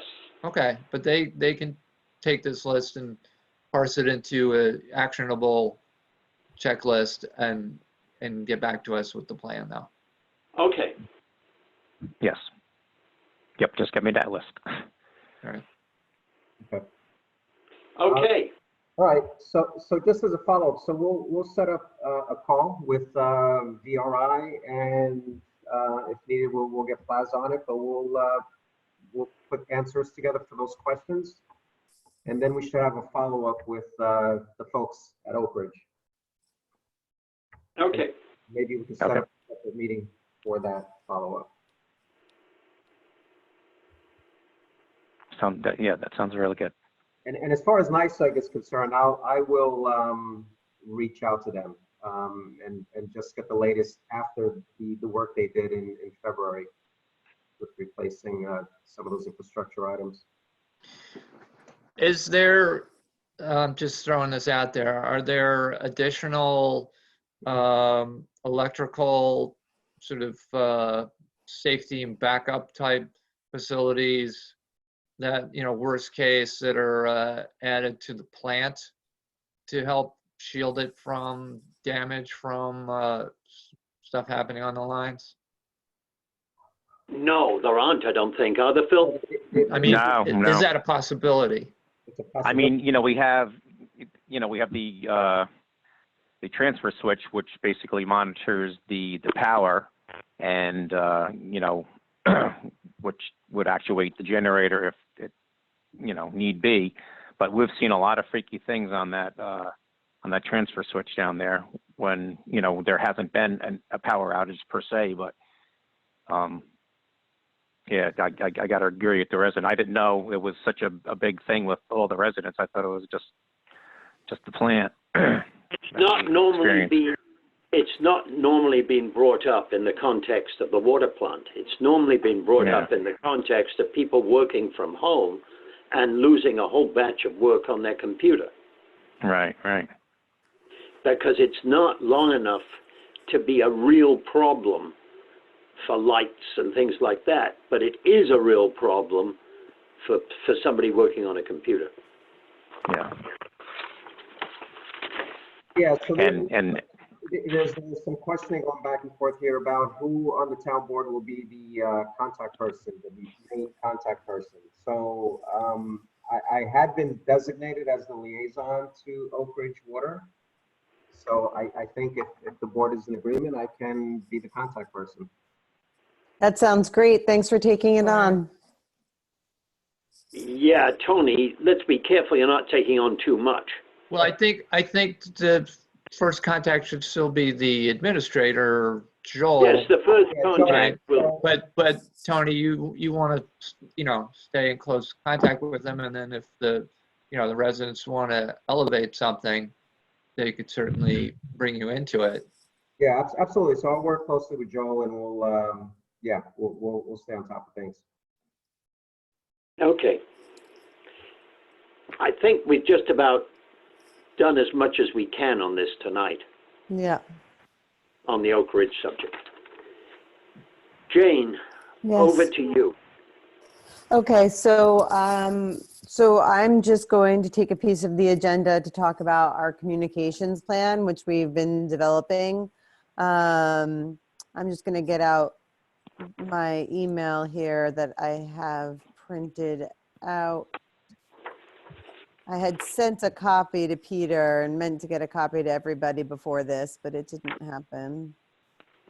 Let's see. Just a minute.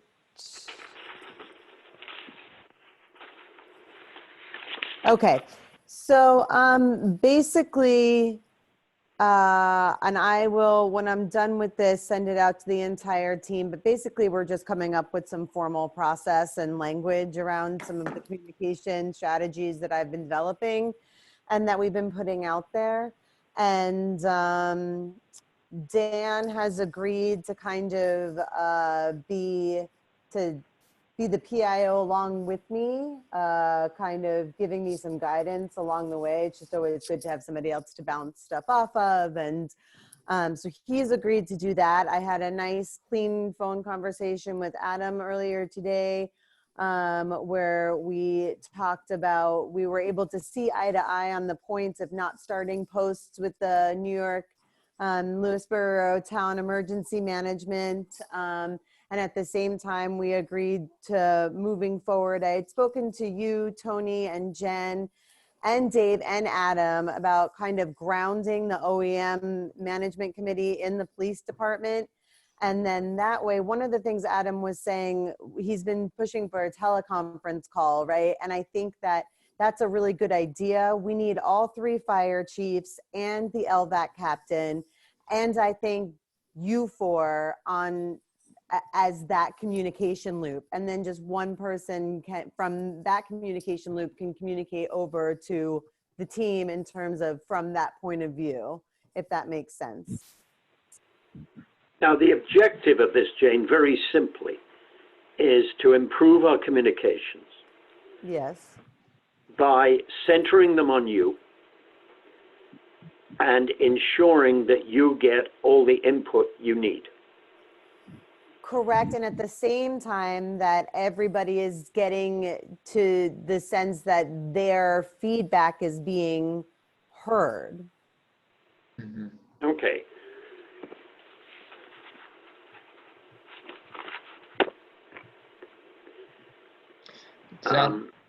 Did you have more? Tony, there was a suggestion that these conference calls be aggregated with the chiefs and the PD. Is that what I'm hearing? And does that sound like a good idea, or? Yeah, I actually have a call set up for tomorrow with the first responders, just to a touch base call on the COVID situation and concerns, needs, etc. And you all were notified of that. Okay, great. So so who's on that call? It's you and the fire chiefs and Dan, Martha, and Dave and Adam and Jen? Correct. Okay, that's great. That's perfect. So so then, and then one of you, so I think that we need to set up some kind of schedule where we are touching base with some regularity, and then you all can handle that. You know, Adam was saying he wanted to touch base 3 times a week. I don't know if that's helpful. So kind of whatever you guys decide, but if you guys could decide kind of who will give feedback from when you meet, that would be really helpful.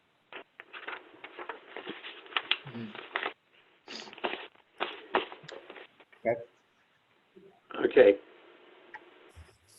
Hey, Adam, I see you have your hand raised. I'm trying to unmute you. I don't know if you can hear us. If you can. There he is. He's good now. Adam, did you want to say something? Well, it's early about the state of emergency and emergency orders. I'm not recommending we cancel either of them. Okay, no, not the emergency orders. Okay. That is what Why? he's talking about, something from earlier. Yeah. Why, Adam? Why? Because you have to keep the emergency order in place regarding the already closed parking lots, and you can't have an emergency order without a state of emergency declared. Okay, I didn't know that. I thought it would just carry over until we withdrew it. Every 30 days, a state of emergency has to be renewed. Every emergency order has to be renewed after every 5 days. Okay, then we're going to do a somersault on that if other people agree. Yeah, Because that's the only way we can keep our policies in place. Yeah. Yeah, you know more about that than I do, Adam, and I admit that fully. Anthony, you had sort of been. Yeah, it's a 5-day that Peter did. So if you extend it, it'll be for another 5 days. You have to keep extending it for 5 days. The 30-day pertains to a particular disaster. That's not the order that Peter initially put in place. It will be a 5-day extension every time you want to continue to do it. I don't disagree with what Adam's saying in terms of if you have specific closures that you're doing that are based upon your declaration, then go ahead and continue your declaration as far as the parks go and those kinds of things. So I don't disagree with that. I'm not sure at this point what New York State has done, if anything, with regard to the parks. I haven't seen anything recently come through with respect to that, and I went through some of the executive orders today. So if you want to continue. As I understand it, Anthony, properties which belong to the town are not subject to state orders, and only to town owners, to town orders. County parks are exactly the same. They're owned by the county and are only subject to county orders. And that's why George was talking specifically about Ward Pound Ridge and some other preserves. Yeah, I don't disagree with that, Peter. The state has made comments with regard to opening the state parks for outdoor activity. Then I think they went back on that because they wanted to limit social interaction. But if you want to continue the closure of the town parks and preserves, then you go right ahead. I don't disagree with using the declaration of emergency for that purpose. Okay, thanks. So you're okay. Before you were kind of indicating that there was a conflict with the state. Yeah, what the state had done was the state issued an order saying that the locality shall not issue any declarations of emergency without New York State Department of Health approval. But with regard to the town, my comment before was with regard to FEMA funding, and based upon the fact that that order was issued by New York State saying they don't want localities just issuing declarations of emergency for the purpose of issuing declarations of emergency, or to disagree with something the state did, which I think kind of goes back to what was going on between Cuomo and de Blasio. I don't think you need to issue those orders in order to receive FEMA funding or any kind of funding from the state or federal government. That was the comment. Okay, so as long as we're not stepping on in any areas that they're trying to control, it's just a local matter, then we're okay. One thing I'm well aware of, I cannot open by any kind of emergency order hairdressers in town. I cannot say anything about if there was a state park in town, I can't do anything about that state park. That I know, or about a county park for that matter. All right. I am going to propose that we...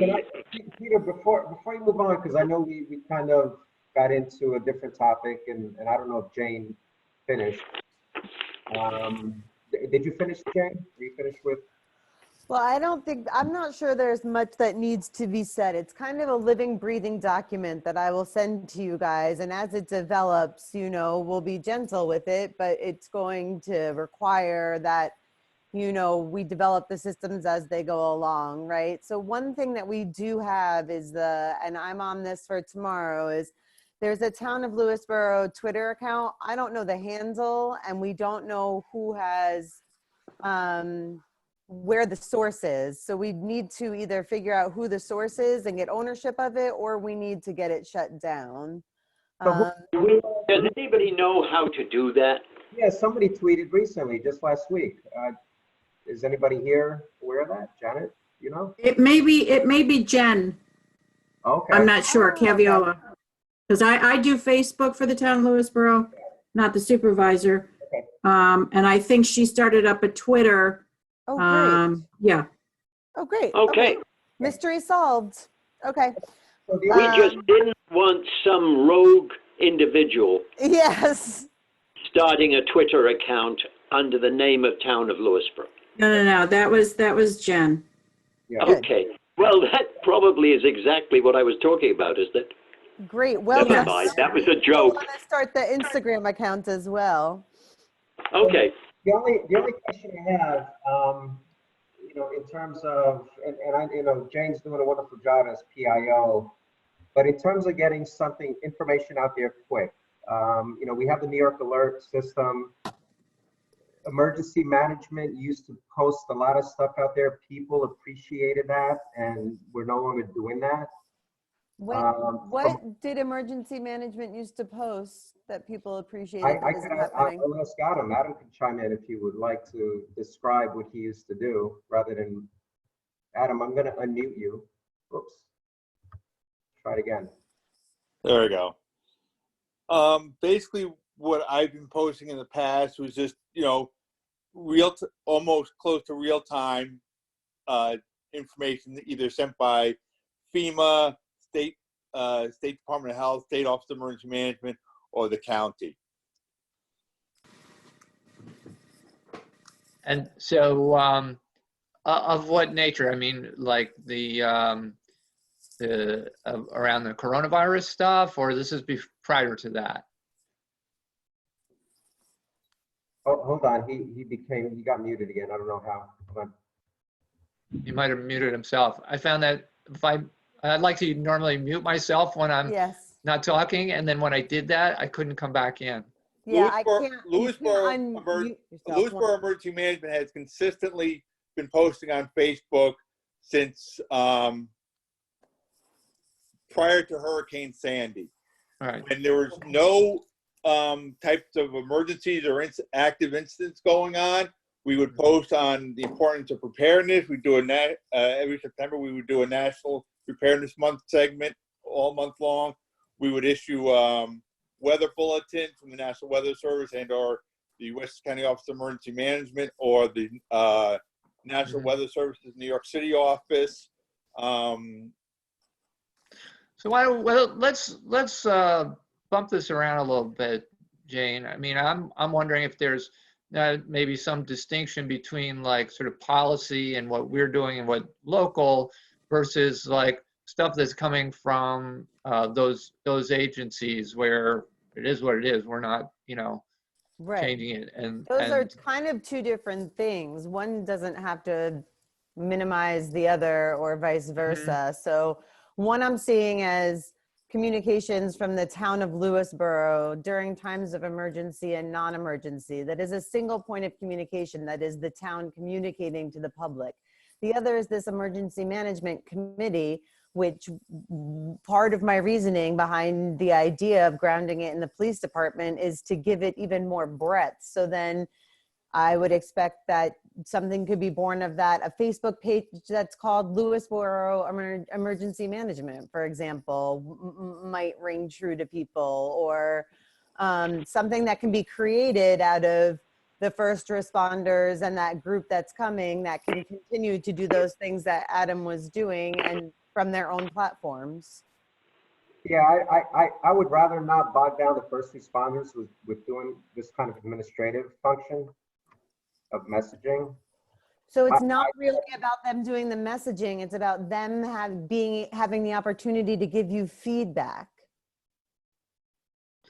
Right. So they give us feedback, and if you know, if Dave Alfano sees something that needs to be instantly reported, feedback comes to, which has been happening in the past, to Adam, and he puts it out there. So But Adam, what you really want I can't understand what more. Go ahead, Peter. I had understood Adam to be saying, and Adam, contradict me willingly, that you were going to put out at a town level very much what I consistently get from Del Borgo at a county level. You know, there is an exercise which will take place. You keep us in touch with what's happening and what's available. Right? I lost him. He's still muted. Oh, he probably muted himself again. Adam, did you mute yourself? He's muted, Tony. You'll have to undo him. Oh. That's correct. I do my best to try to keep you informed of what's going on, from weather incidences all the way to power outages. Yes, but that's very much. That's internal, right? And so I took information that Adam gave me today, and we have some of it from Del Borgo posted on the website, and then others of it I put in the update. And so there's a good place for all of that in the various communications. Good.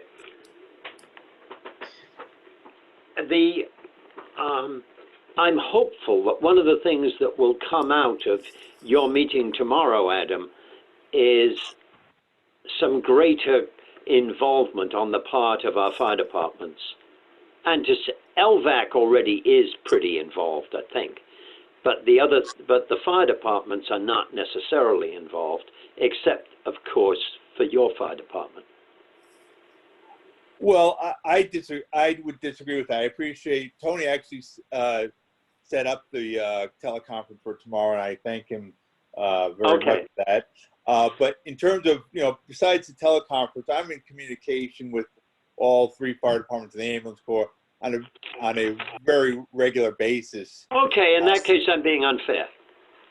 Yeah, I mean, they're all doing their part and so forth. They brief me on any issues or concerns they may or may not have. Okay. I will say that through this process, I heard from all 3 fire department chiefs and the captain of LVAC, and thanking me at different times for getting everybody on the same page and how they really appreciated having a platform to which they could do so all together at the same time. So I think in addition to some of the attention that they're already receiving one-on-one, that there was some kind of gratitude for being pulled together into a group. Okay, anything else, or can we move on? We can move on. All right. I'd like to make a motion to approve vouchers. Do I have a second? Second. Discussion? All in favor? Aye. Aye. Aye. I'd like to poll the board. Jane? I have nothing further to add this evening. Jen? I want to thank everyone for continuing to be in contact with our first responder group, especially Jane for taking the lead and kind of coordinating communications. I know this has been kind of an unprecedented scenario we're all dealing with this public health crisis, which has really forced us to kind of reach out across a variety of different platforms and look at our communications in a really holistic way across different departments. And I also want to thank all of the town's employees and all of our volunteers for just really going above and beyond during this crazy period of time where we're closing offices, we're trying to put notices out to the residents, we're trying to also transition people to working from home. It's really been a huge effort on all of their part. So thank you. Tony? Yeah, so I want to thank the Lions Club. We over the weekend we had a conversation with the directors of the club, and they went ahead and ordered about 1,000 surgical masks which will be distributed to first responders who need them. I know we have orders in and requests into the county for PPE equipment. But this is in addition because there was a shortage and we actually were able to find some and we placed the order. And I thank Janet Donahue as a Lion Club member for placing that order. You're welcome. And I hear that they came in today, which is terrific. So that's what I had. And then there was also some additional information that we received, and thanks, Sato, for distributing it.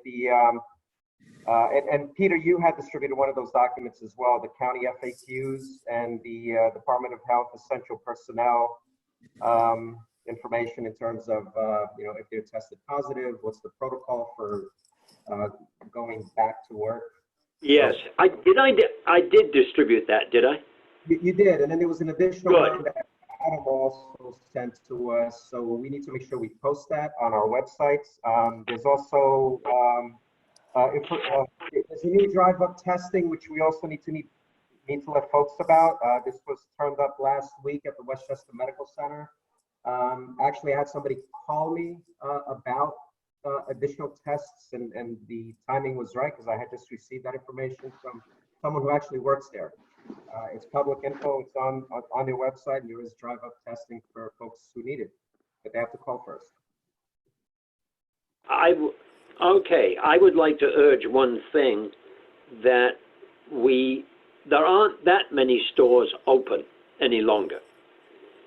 But could you, Tony, cover Golden's Bridge, Jen cover Vista, Dan Dan cover Cross River, and Jane cover the deli or anything else that's open, and try to encourage all of them to use masks. And if they don't have any, it sounds as though you should send an email to Tony to get them. Okay. Did that make any sense, Tony? An email to me to get masks, or? Well, you've got them, right? Well, yeah. But yeah, I mean, I could give them the link on where to order it from. Yeah, but that's going to take how long? Janet, how long did that take, that order? That didn't take long, actually. No, it took 3 days. Yeah. All right.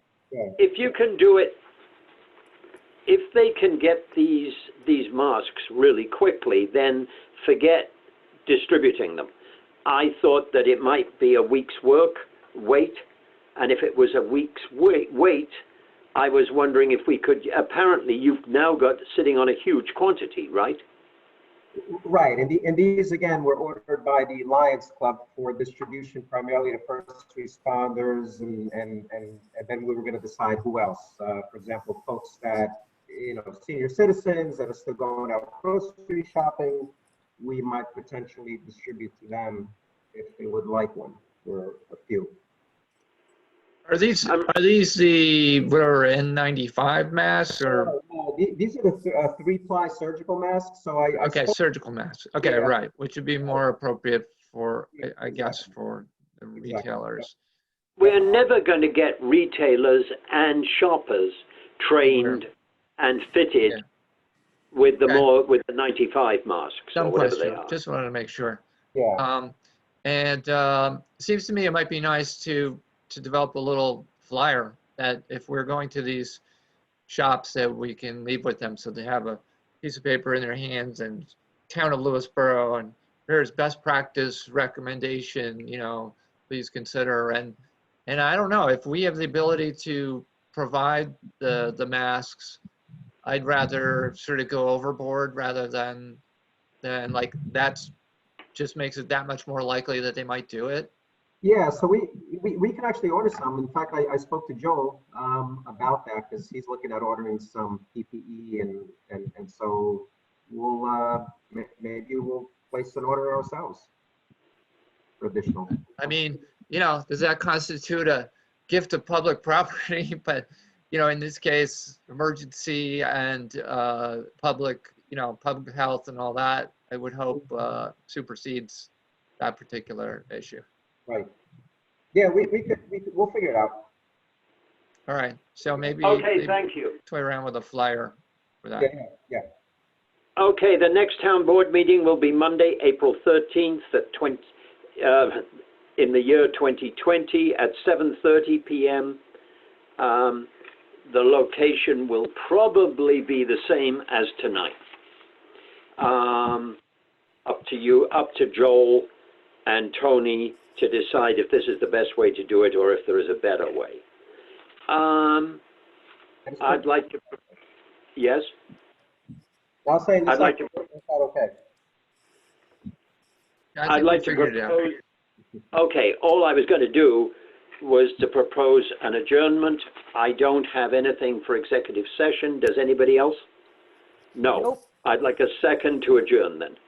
Second. Discussion, all in favor? Aye. Aye. Aye. Anthony, thank you for sitting through this, or did you go away? No, He's right there. He's here. Here, thank you all. Thanks, everybody. Good night. Thanks, everyone. And hopefully next time I can actually get a picture going. We've had one there for a while. Yeah, you were Yes, on I there. know, but it went away, and I don't know why. And when I tried to get it back, all I did was to lose the audio as well. So I stopped trying to get it back and just got the audio back. You might, when mine went out, basically the system's smart enough, it just popped up a message reconnecting, and the secret is to just wait. Oh, whereas I was dumb enough to be impatient and Yes. try to. Not you, Peter. I didn't want to say that, but Thank you, ladies. I noticed that the laughter is almost entirely feminine. No, Anthony and Tony are just muted. Yeah, we're Dan. all in on it. All Okay, right, good everybody. night, you all. Thanks. Good night. Good night. Good night, Have a everybody. good night. I need a bottle of wine. Me too. Me 3. Bye. That needn't go in the minutes, Janet. No worries. Okay, thanks. Bye. Because otherwise you're going to have to add your own name as wanting a bottle of wine. You're right. All right. Bye. Thanks. Goodbye.